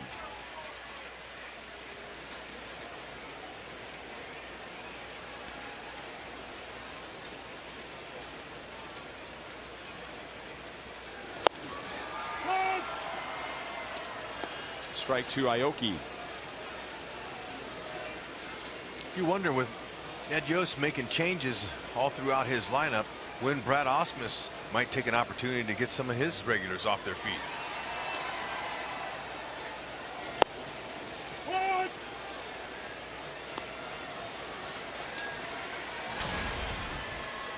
Yeah, you figure he's thinking, well, I don't just want the Royals to get half the night off.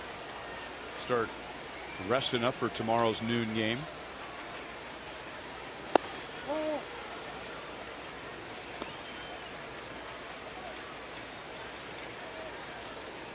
Quite a game tomorrow. James Shields and Max Scherzer.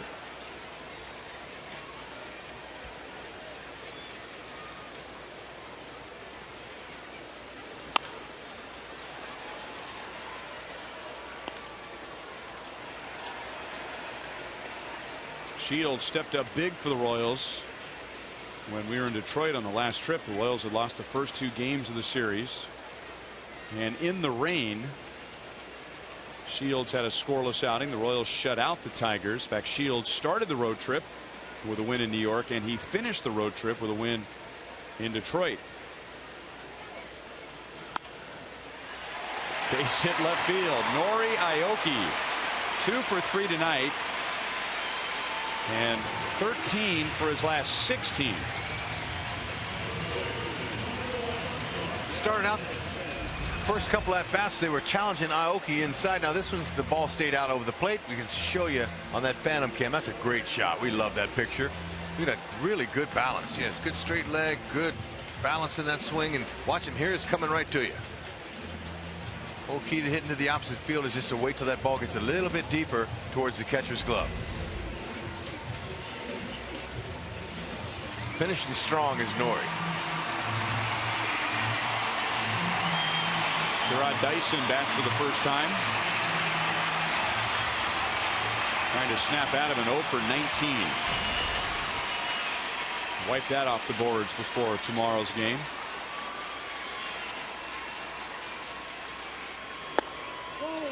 Little bit low, ball 1. Yeah, they really missed Dyson's bats at bats in games. He's in his hits and staying on top of the ball. He's just basically just shut down. Just get back in there and be aggressive. Stay on top of the ball.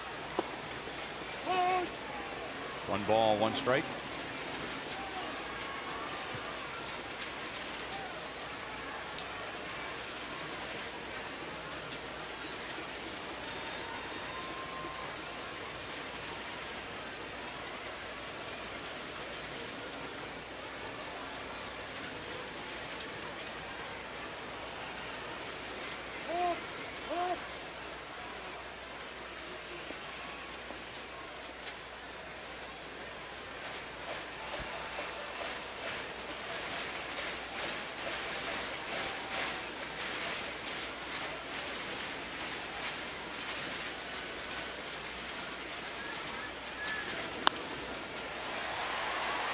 Suarez out at second, and no chance for a double play. Thought he might go to third there. Yeah, Moustakas had to make sure that ball wasn't caught. Yeah, he froze on the line. Now he could have done that if the score was a lot closer, because you see Moose, he's already going back there, but 10-run lead. Go ahead and just do the traditional way around the diamond. Kind of know you weren't going to double up Dyson, though. That's what I was thinking. You're not going to get Dyson. If you're going to try and get 2, you might try the old 6-5-4. But you're right. That's a little too flashy for a 10-0 game.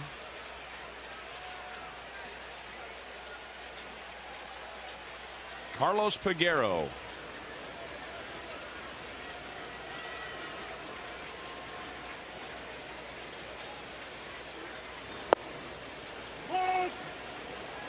Everything to gain and nothing to lose for Peguero here.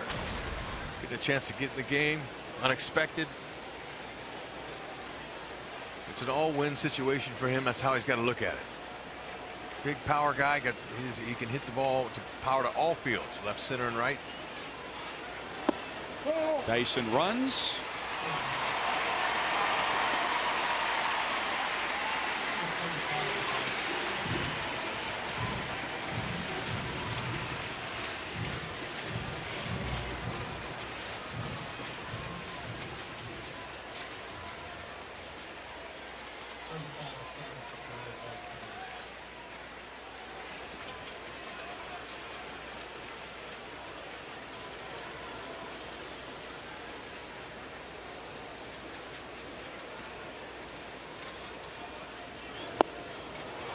One and two.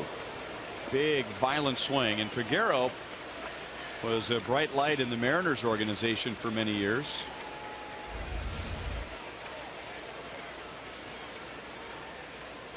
Yep, that's a long swing there. Powerful, though. Size, power, speed.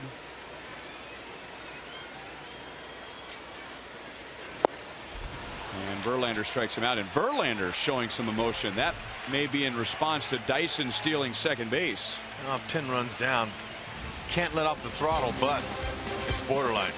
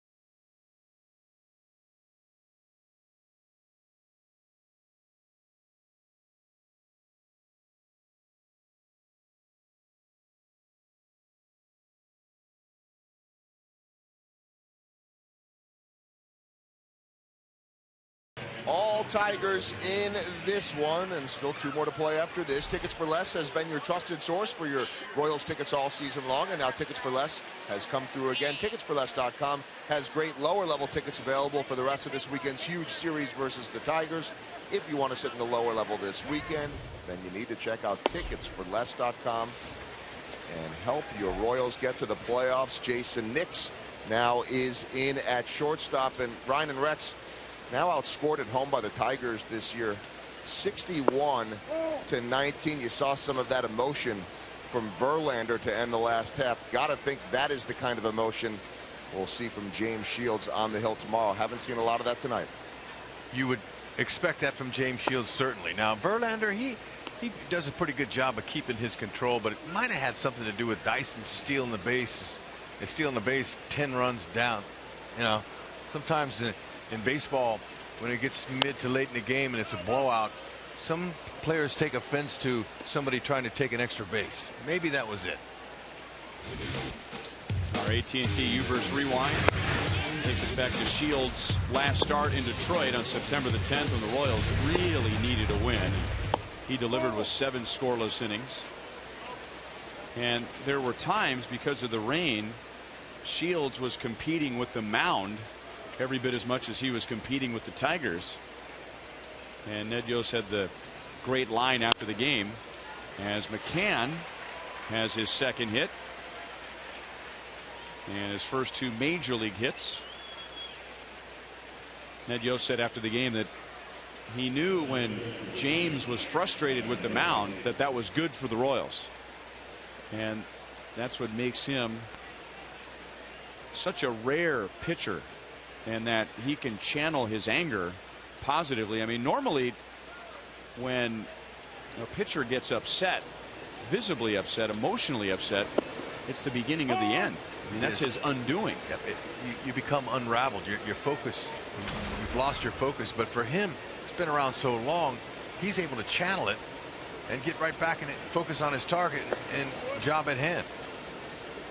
One of the reasons it makes him so good. But he'll need some help offensively to get through Scherzer. Probably the most famous pitcher in baseball history for using his anger in a positive manner was Bob Gibson. And then, of course, there's the effect that Shields had on Danny Duffy. Yeah. Right? I mean, it helped calm him. Duffy would have figured it out eventually, but did it happen quicker this year because James Shields just happened to be on the roster and told Danny Duffy, as Peguero goes back, in some ways told Danny Duffy the opposite of what he had heard from other people. Other people say, hey, man, you got to calm down. You know, calm down that demeanor. You got to be, you know, you don't show emotion on the mound. You don't want to do that. And it was Shields who said, hey, if that's who you are, man, use it to your advantage. And it was like a light switch went on for Duffy. You just have to learn when to use it, as we see Duffy out in the bullpen.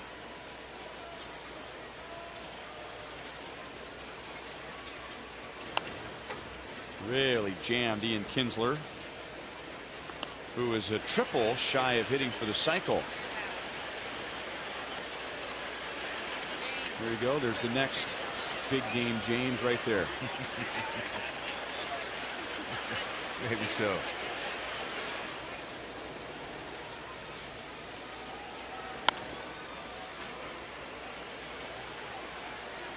Interesting seeing Danny Duffy out in the bullpen. You know, he must be feeling pretty good and enough to go out there in case Ned needed his arm if it was a close game. And we might see the same thing with Ventura tomorrow if he feels like it. I mean, if he feels up to it and he's not too sore, Ventura could get out there in that bullpen as well, just in case. Well, that ERA 2.42 has been super. 50 walks, that's really good for him. Sitting next to Tim Collins, who was just called up.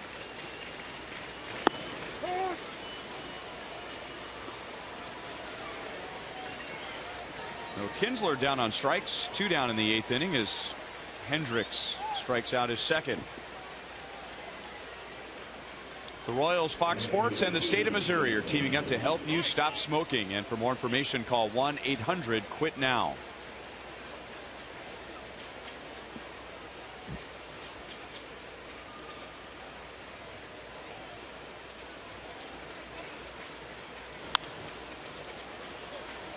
Up the right field line, and that is foul. Torrey Hunter with 2 hits and an RBI, his 127th career RBI against the Royals, to go along with 33 home runs.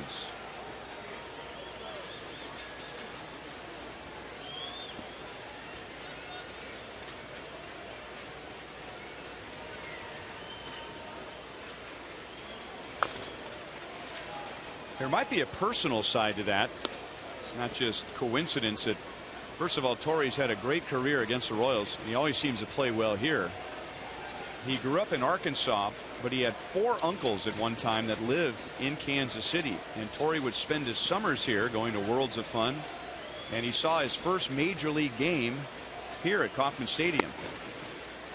And as a 16-year-old, he had a tryout in front of some scouts at Kauffman Stadium. So this is where the dream began, even though he never played for the Royals.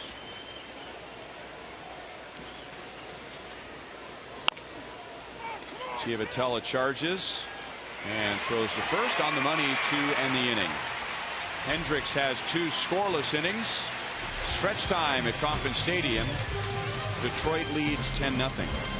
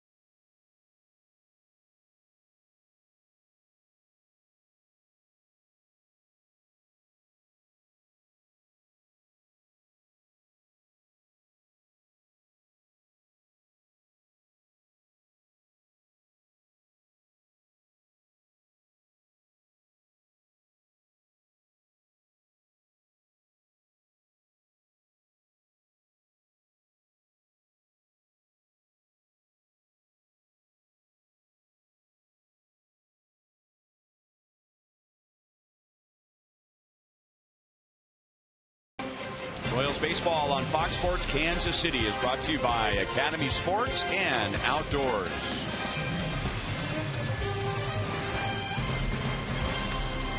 Not what anybody had in mind for the first of 3 with the Tigers.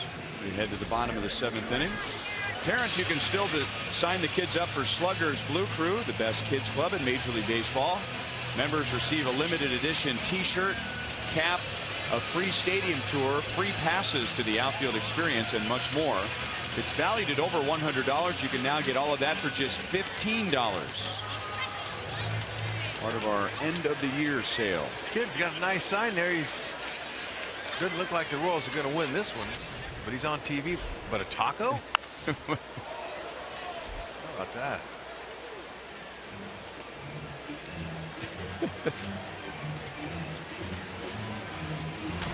Was that what he wanted, or was that what Mom wanted for her birthday? I don't know. It kind of caught my attention. Eric Kratz. And it's Davis coming up from center field to make the play. That was Kratz's first at bat, one down. Well, he hit that a mile high.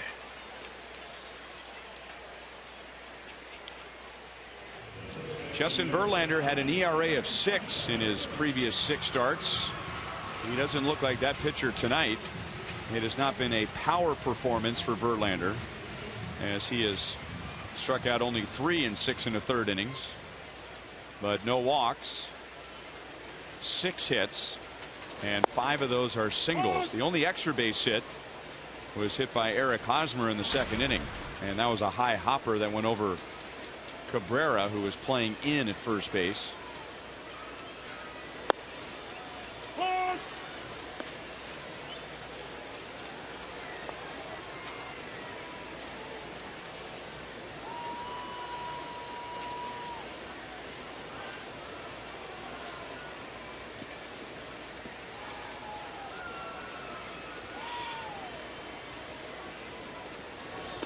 Ooh, Larry Vanover.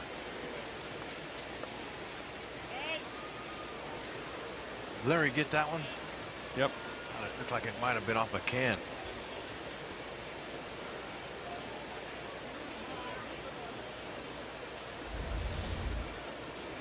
This was well short. Ooh, yeah. Look, I thought he caught it because I didn't see a ball drop.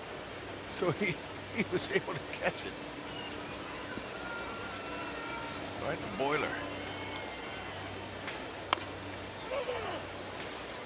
Cabrera to the bag all by himself. 2 down.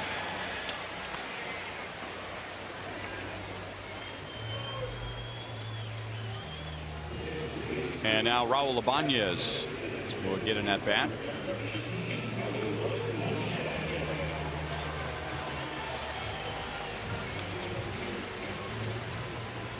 Billy Butler was 0 for 2 tonight against Verlander.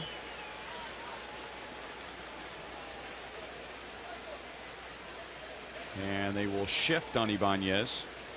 Remember earlier in the year, the Astros and the A's got into it in Oakland. The A's batted around, and Jed Lowry dropped down a bunt.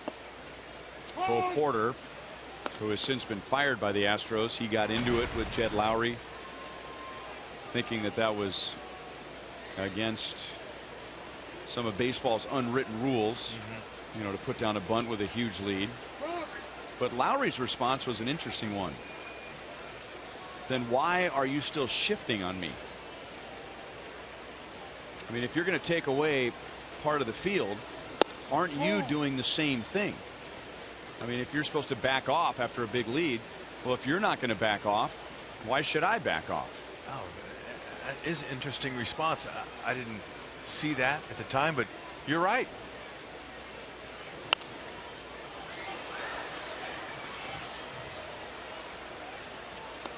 So it made me think of that, because here we are 10-0 with 2 outs in the bottom of the 7th, and Brad Ausmus has the right side stacked up for Ibanez.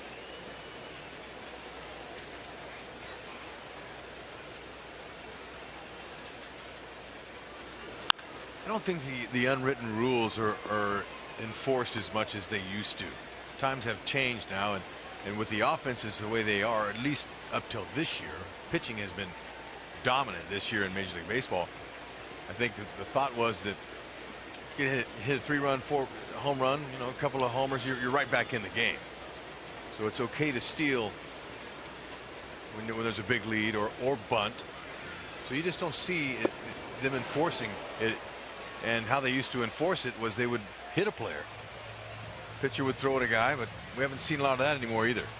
Verlander's pitching so good, he was willing to shoot for 4 outs in the inning. And they're going to make him leave the field.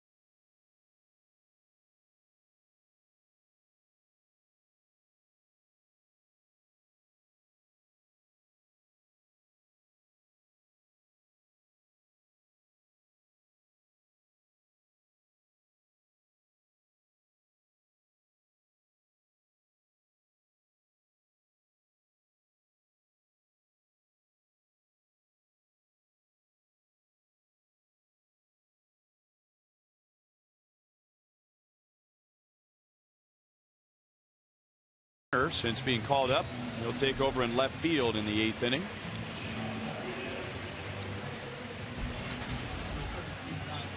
Early in the game, we asked you in our sprint question of the night which of the Tigers' big bats was most important to slow down. And even with the great year for Victor Martinez, the career year for JD Martinez, 54%, still going with Miguel Cabrera, who finished with 1 hit, 1 RBI, and 1 run scored. And I say he finished because Don Kelly is going to bat for him.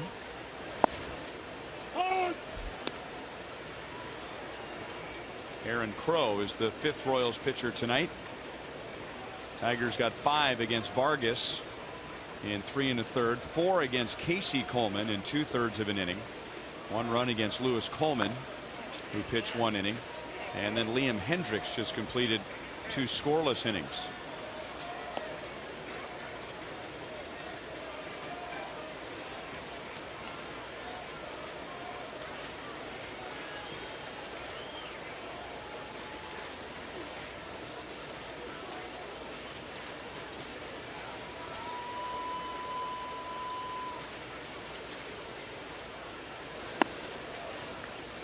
One and 2 on Don Kelly.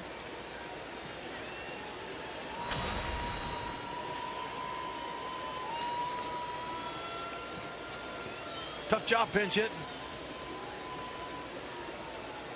You hit 250. That's a great mark as a pinch hitter.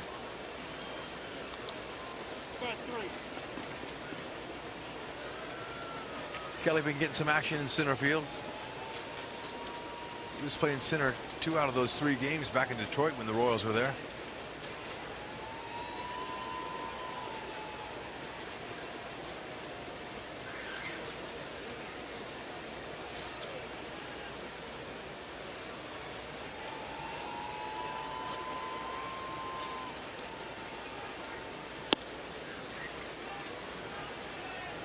Two and 2 on Kelly.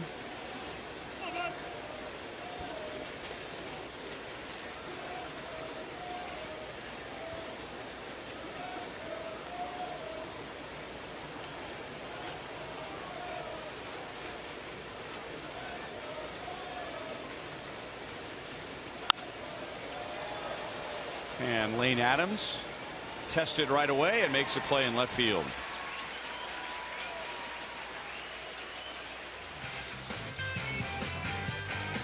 Non-stop action, heart-pounding excitement, historic performances. Don't miss the 2014 postseason beginning on September 30th.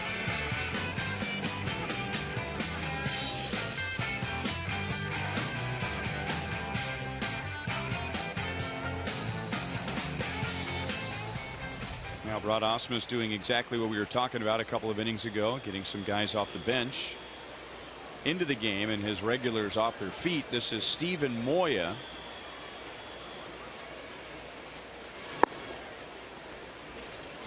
He is 2 out of 5, having played in 7 games before tonight.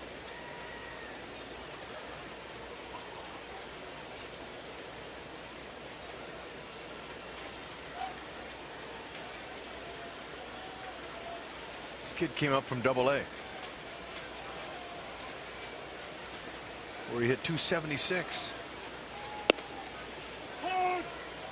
Scored 81 runs, 33 doubles, 35 homers. He's got some pop, this youngster. 6'6", 229. He looked pretty large.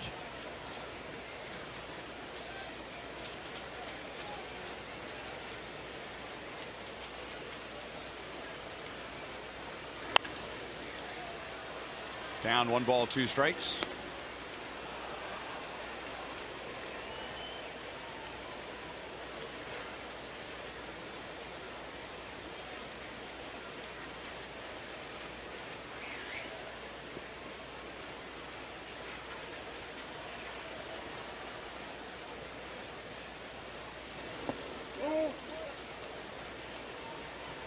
No swing.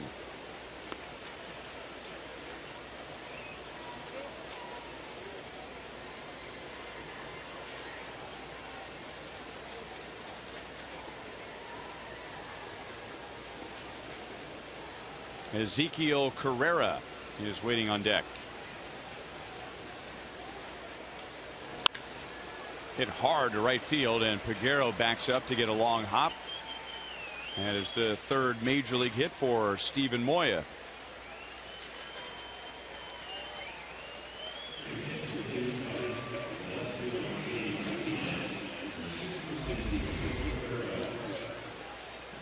Get a little phantom cam on the young prospect.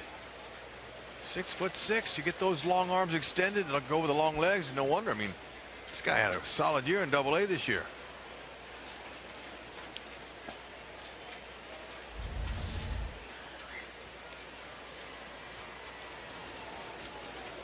Ezekiel Carrera bats for the first time.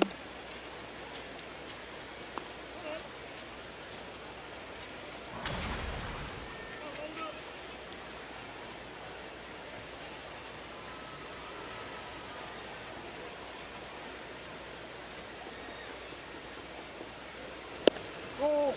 2-0 from Aaron Crow.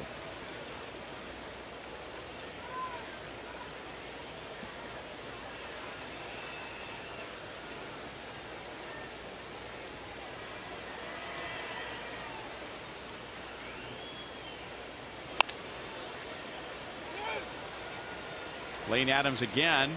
Foul ground. He's got it. Good play. 2 down.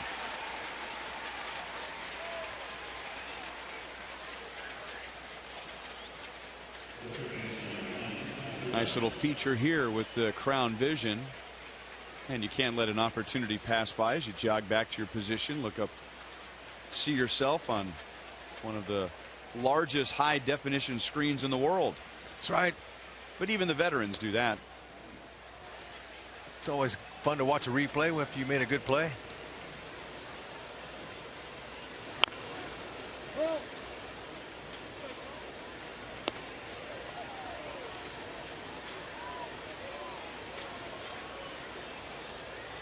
Nick Castellanos has driven in one of the runs.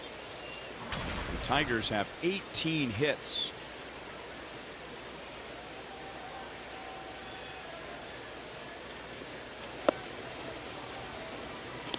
One ball, one strike.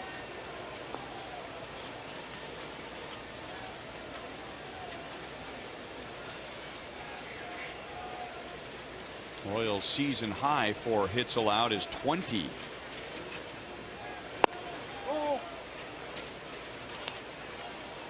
I was in a game here at Kauffman Stadium against the Oakland A's. Royals lost that game 11-3, and that might have been the last big game on offense the A's have had. Yeah, and have they fallen on hard times.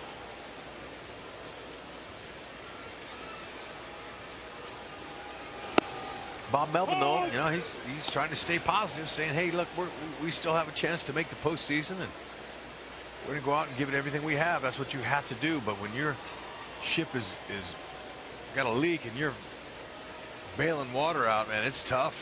They've gone through a really rough stretch. Great pitching, but no offense.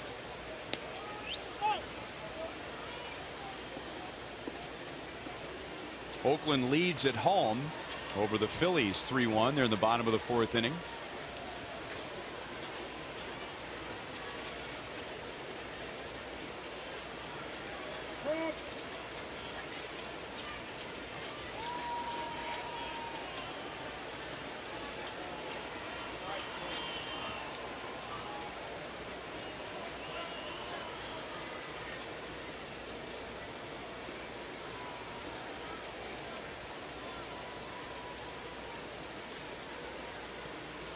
Moya runs, and it's fouled back.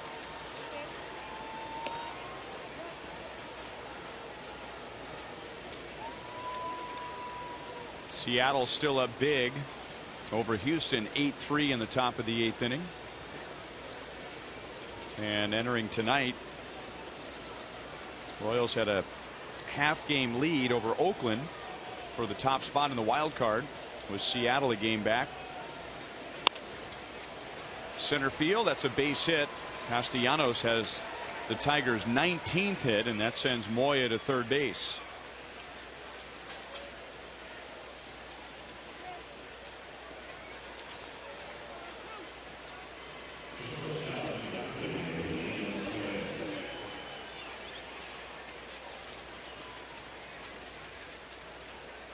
So if everything holds up, the A's will retake the top spot, and there's a long way to go in Oakland. They only have a 2-run lead.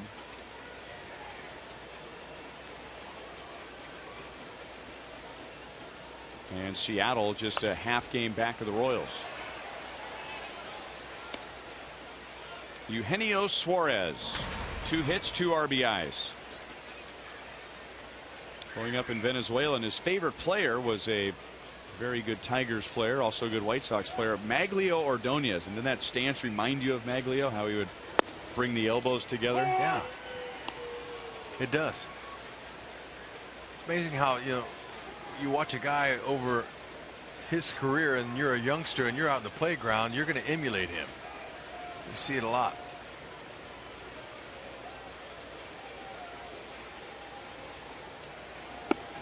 Wears the same number that Maglio Ordonez wore with the Tigers. Maglio Ordonez had one of the biggest hits in Detroit Tigers history. Back in 2006, a walk-off home run to beat the A's in the ALCS and go to the World Series. And going to the World Series 3 years after they lost 119 games. Wow. A lot of things can happen.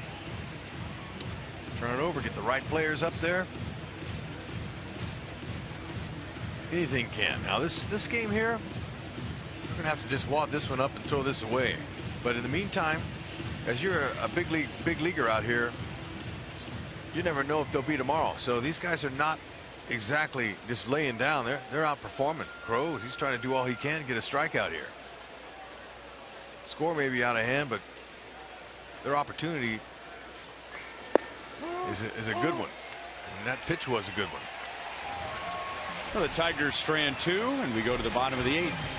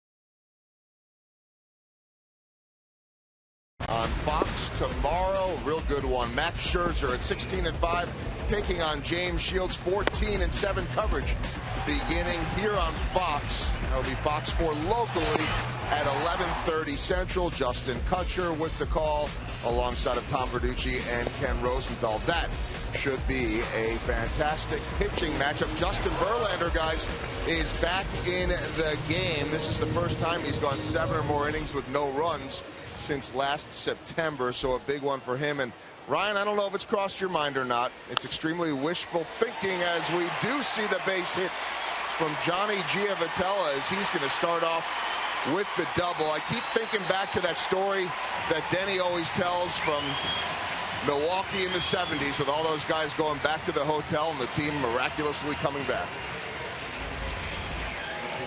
Yeah, I don't remember what year it was. I do remember Whitey Herzog was the Royals manager. And a game like this, not quite like this, but the Royals were down big later innings. Day game the next day, and Whitey Herzog, and I think it was one of the best comebacks in Royals history. Dave Holtzman's trying to find it. I think Holtzy, it might have been that 7-run comeback. But anyway, Whitey Herzog sent all the guys back to the Pfister Hotel in downtown Milwaukee.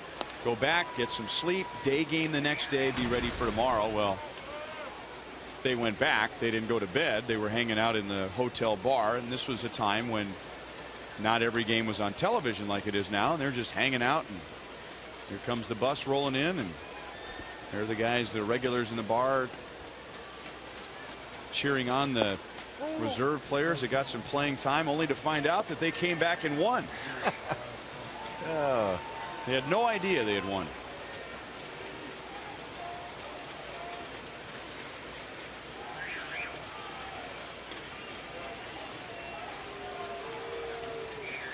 Holtzy's all over it. June 15th, 1979. The Royals were down 11-2. And they ended up winning 14-11. That might have. Yeah. That's still when there was only 4 or 5 channels on. You know, not every game was televised, so they had no idea those players. What a shocker!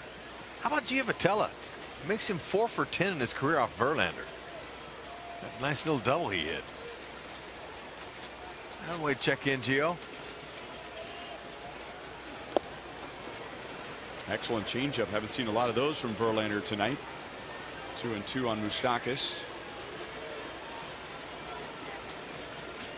This will be pitch number 100 for Verlander.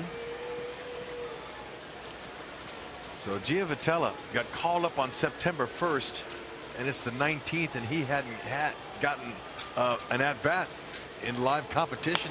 Steps up and doubles off of Verlander. It's not that easy, Gio.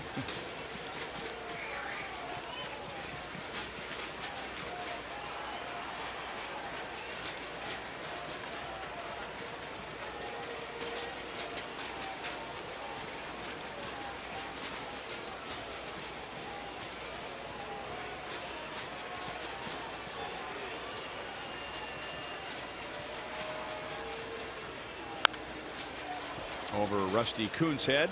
Still 2-2.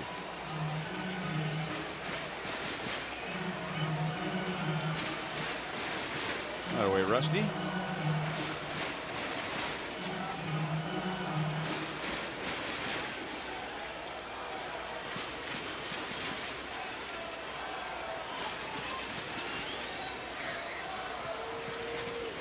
Very few opportunities for the Royals to score tonight.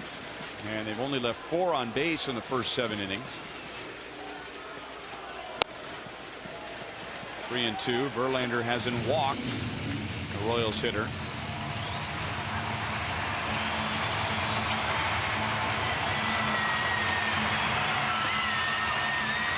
Evan Reed going in the Tiger bullpen.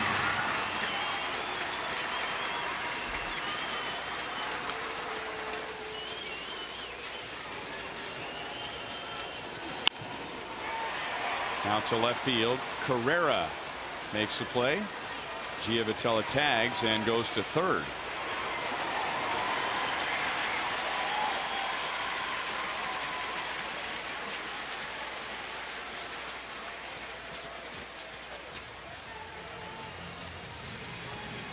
.103 pitches, and Brad Ausmus says that's enough. Verlander not too happy about Giavotella tagging there either. See, you know, there's just some things that you don't do when it's a blowout game like this and it's late. And, you know, Verlander, believe he's not happy about it.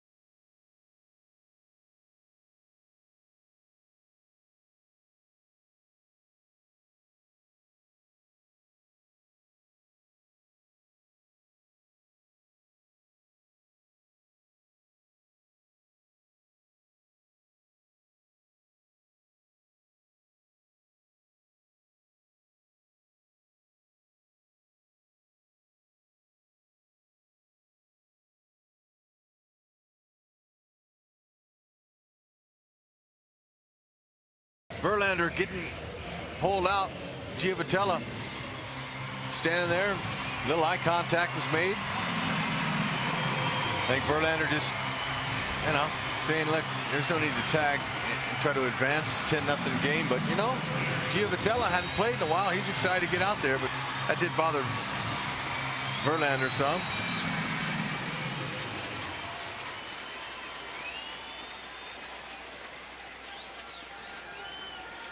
Gio wasn't looking away. I'll tell you that. He was like, okay, what do you want?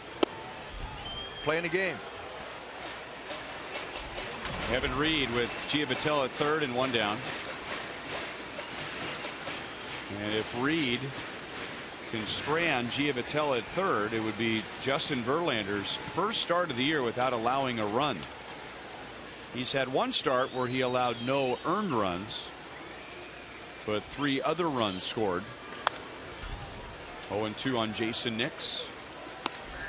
We were talking about Whitey Herzog earlier this inning, and Whitey had a reputation. Now we're talking over 30 years ago when he was with the Royals and managing the Royals and the Cardinals, when these unwritten rules were enforced more. But he was a manager that would continue to run and would continue to score even if his team took a big lead early in the game. And Whitey was never one to follow every unwritten rule by the letter, but his feeling always was, if you stop trying to get my guys out, then we'll stop trying to get hits. Yeah, right. I mean, what are you going to do?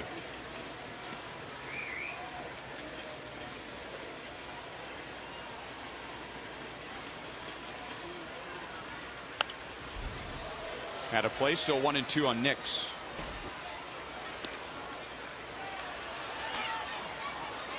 There's been a couple of plays tonight that seem to annoy Verlander.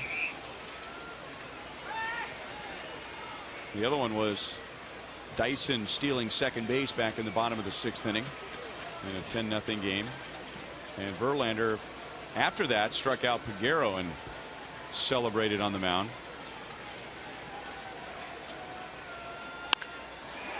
Hit hard to left field, and the Royals will get a run, which will be charged to Verlander.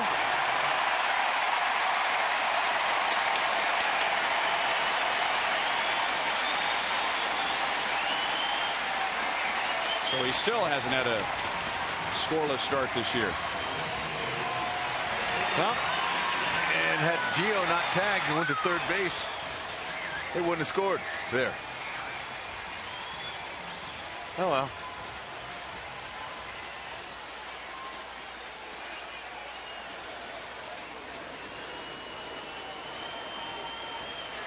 And now the first major league at bat for Lane Adams. And he's up there hacking at a pitch at 97 miles an hour. Yep, Reed's got a big strong arm. He's got a hard slider as well. Is in a split finger occasionally when he needs one. Right here, he'll probably just be pumping fastballs in there.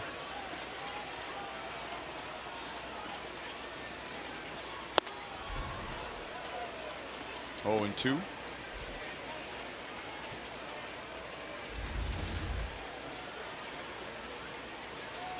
Tough pitch to hit there. That ball was boring in on him about 4 inches on the inside part of the plate.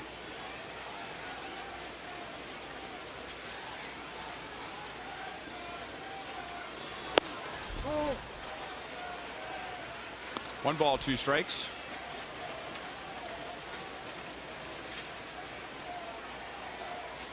Lane Adams was an excellent high school basketball player and was on his way to Missouri State before signing with the Royals in 2009. They took him in the 13th round.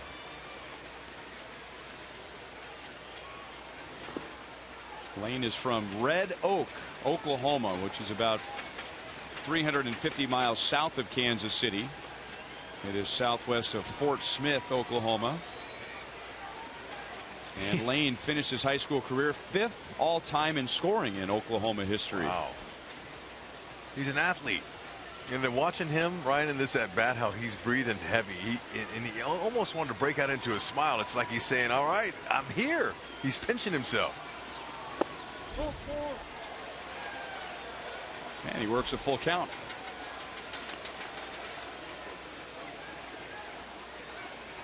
Excellent speed. He's big, but he had 38 stolen bases. He was named the Texas League's, which is AA, the entire Texas League, best defensive outfielder.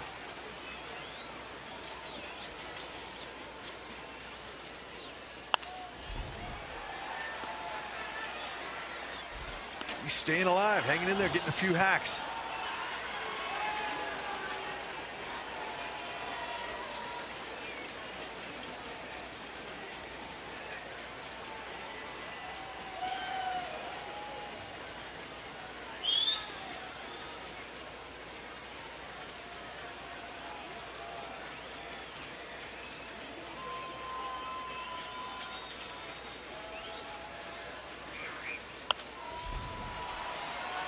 It was his second straight year he had 38 stolen bases.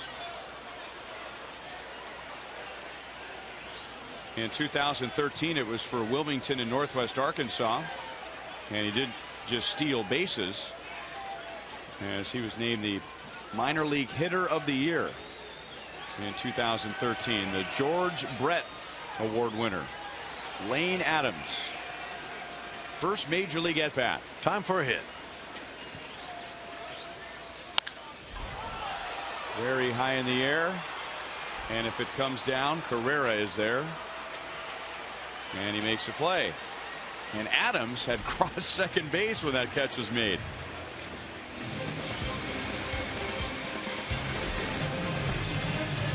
Dave Dombrowski in a giving mood as his team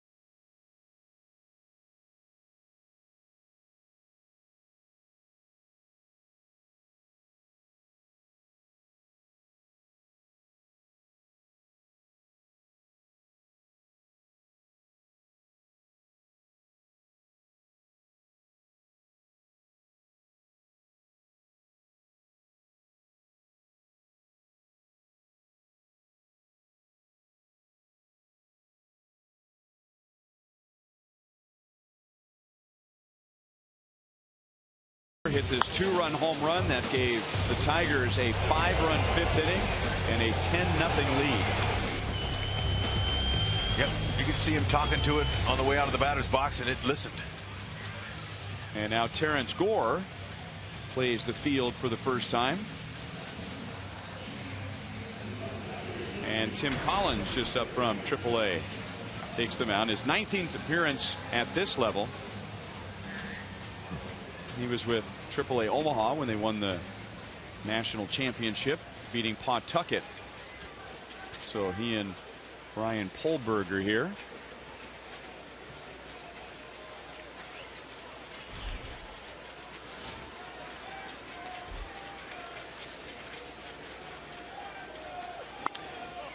And Terrence Gore tests it right away and makes the play. Same thing happened to Lane Adams last inning. Adams, by the way, goes from left field to center. One down. It's a good opportunity for these guys to get in the game. One they'll never forget. Gore, he's leading off next inning. We'll get a chance to hit.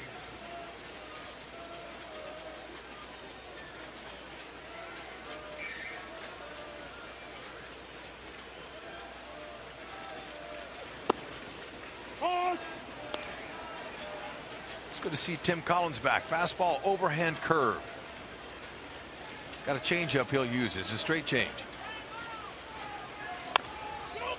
Little half swing, and now Collins has to race to first in front of Davis. 2 down.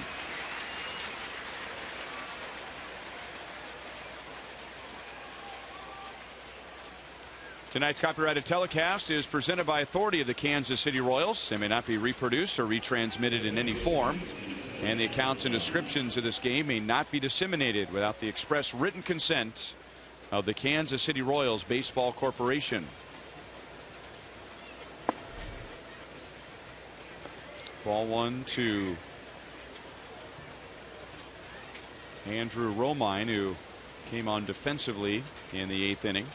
He hits for the first time in Kinsler's spot, and he grounds it out to Nix.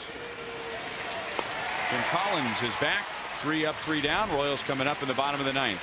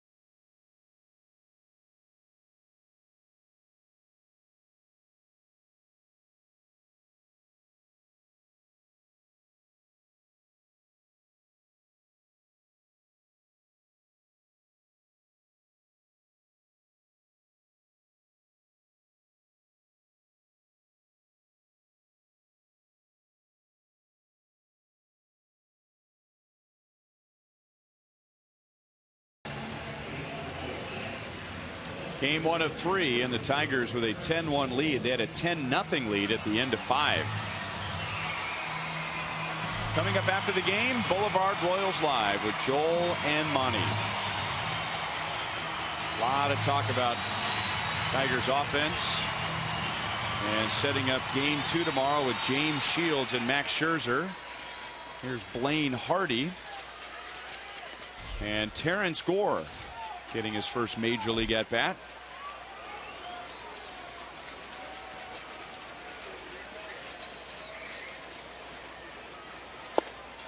Who does he remind you of standing at the plate?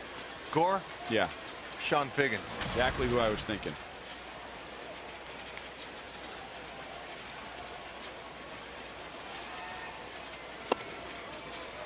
Two and one.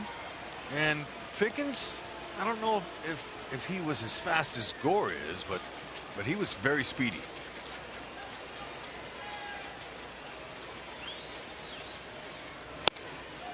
Two balls, 2 strikes.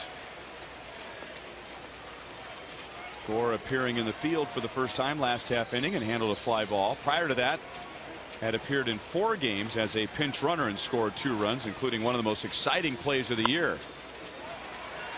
And that walk-off win against the White Sox on Monday night, scoring on an infield hit from Lorenzo Cain.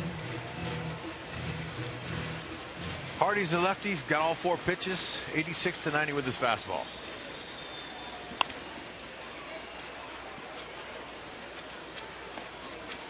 Gore, like Lane Adams, they're battling up there. They're trying to get that first big league knock.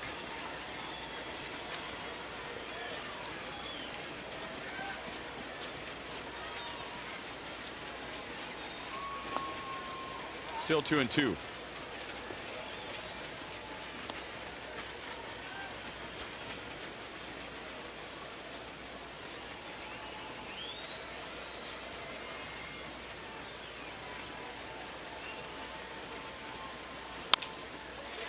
Hardy and Gore, man, he was 2/3 of the way down the line.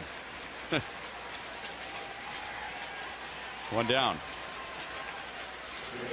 Blaine Hardy was first drafted by the Royals. Never got to the big leagues with KC, although he did make his major league debut against the Royals.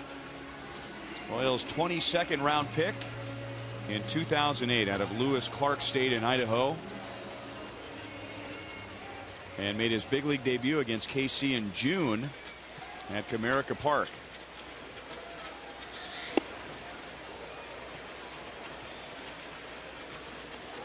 Vergara bats for the 2nd time, and he struck out against Verlander back in the 6th.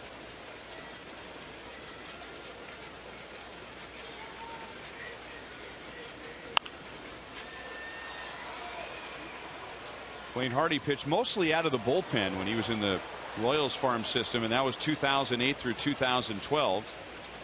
And he was a fastball slider pitcher, and then in the Tigers organization beginning last year became a finesse lefty with a curveball, and that's what got him to the big leagues. That's what just set Peguero down. That curve, nice one.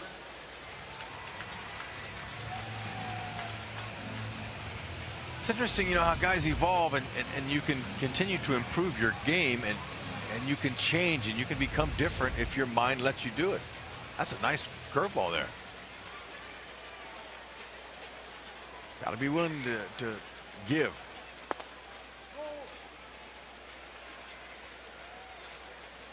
Kratz bats for the 2nd time. He flied to center in the 7th inning.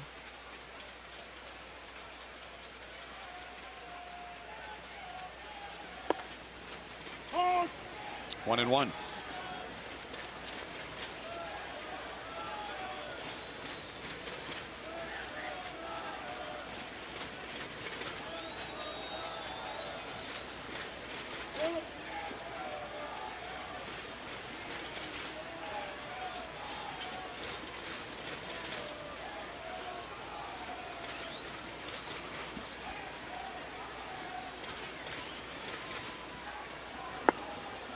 One and two. No player will forget his major league debut, but Blaine Hardy's was extra special, not just because it came against the Royals, his original organization, but he came on. How about this for a big league debut? Bases loaded, nobody out, and he got out of it without allowing a run. Did he? Had a couple of strikeouts and a 3rd out without allowing a run. Ended up pitching 2 innings. So that tastes a little sweeter. Oh, are you kidding? That's bragging rights, man. I mean, that's something to be proud of. First time in the big leagues, you come in and they're loaded up with nobody out. You got out of it.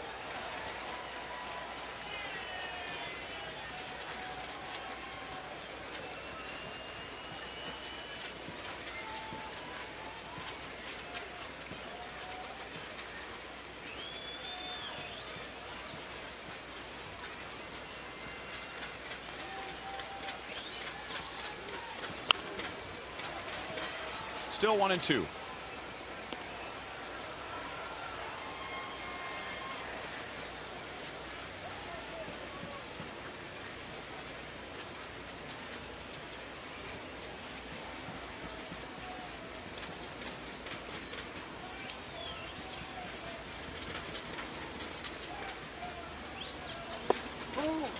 A little bit high with the breaking ball. 2 balls, 2 strikes. Verlander went 7 1/3. And he gave up 1 run, and that didn't happen until the 8th inning. Evan Reed got the final 2 outs of the 8th, and now Blaine Hardy. Full count with Hosmer next. Verlander still hanging around.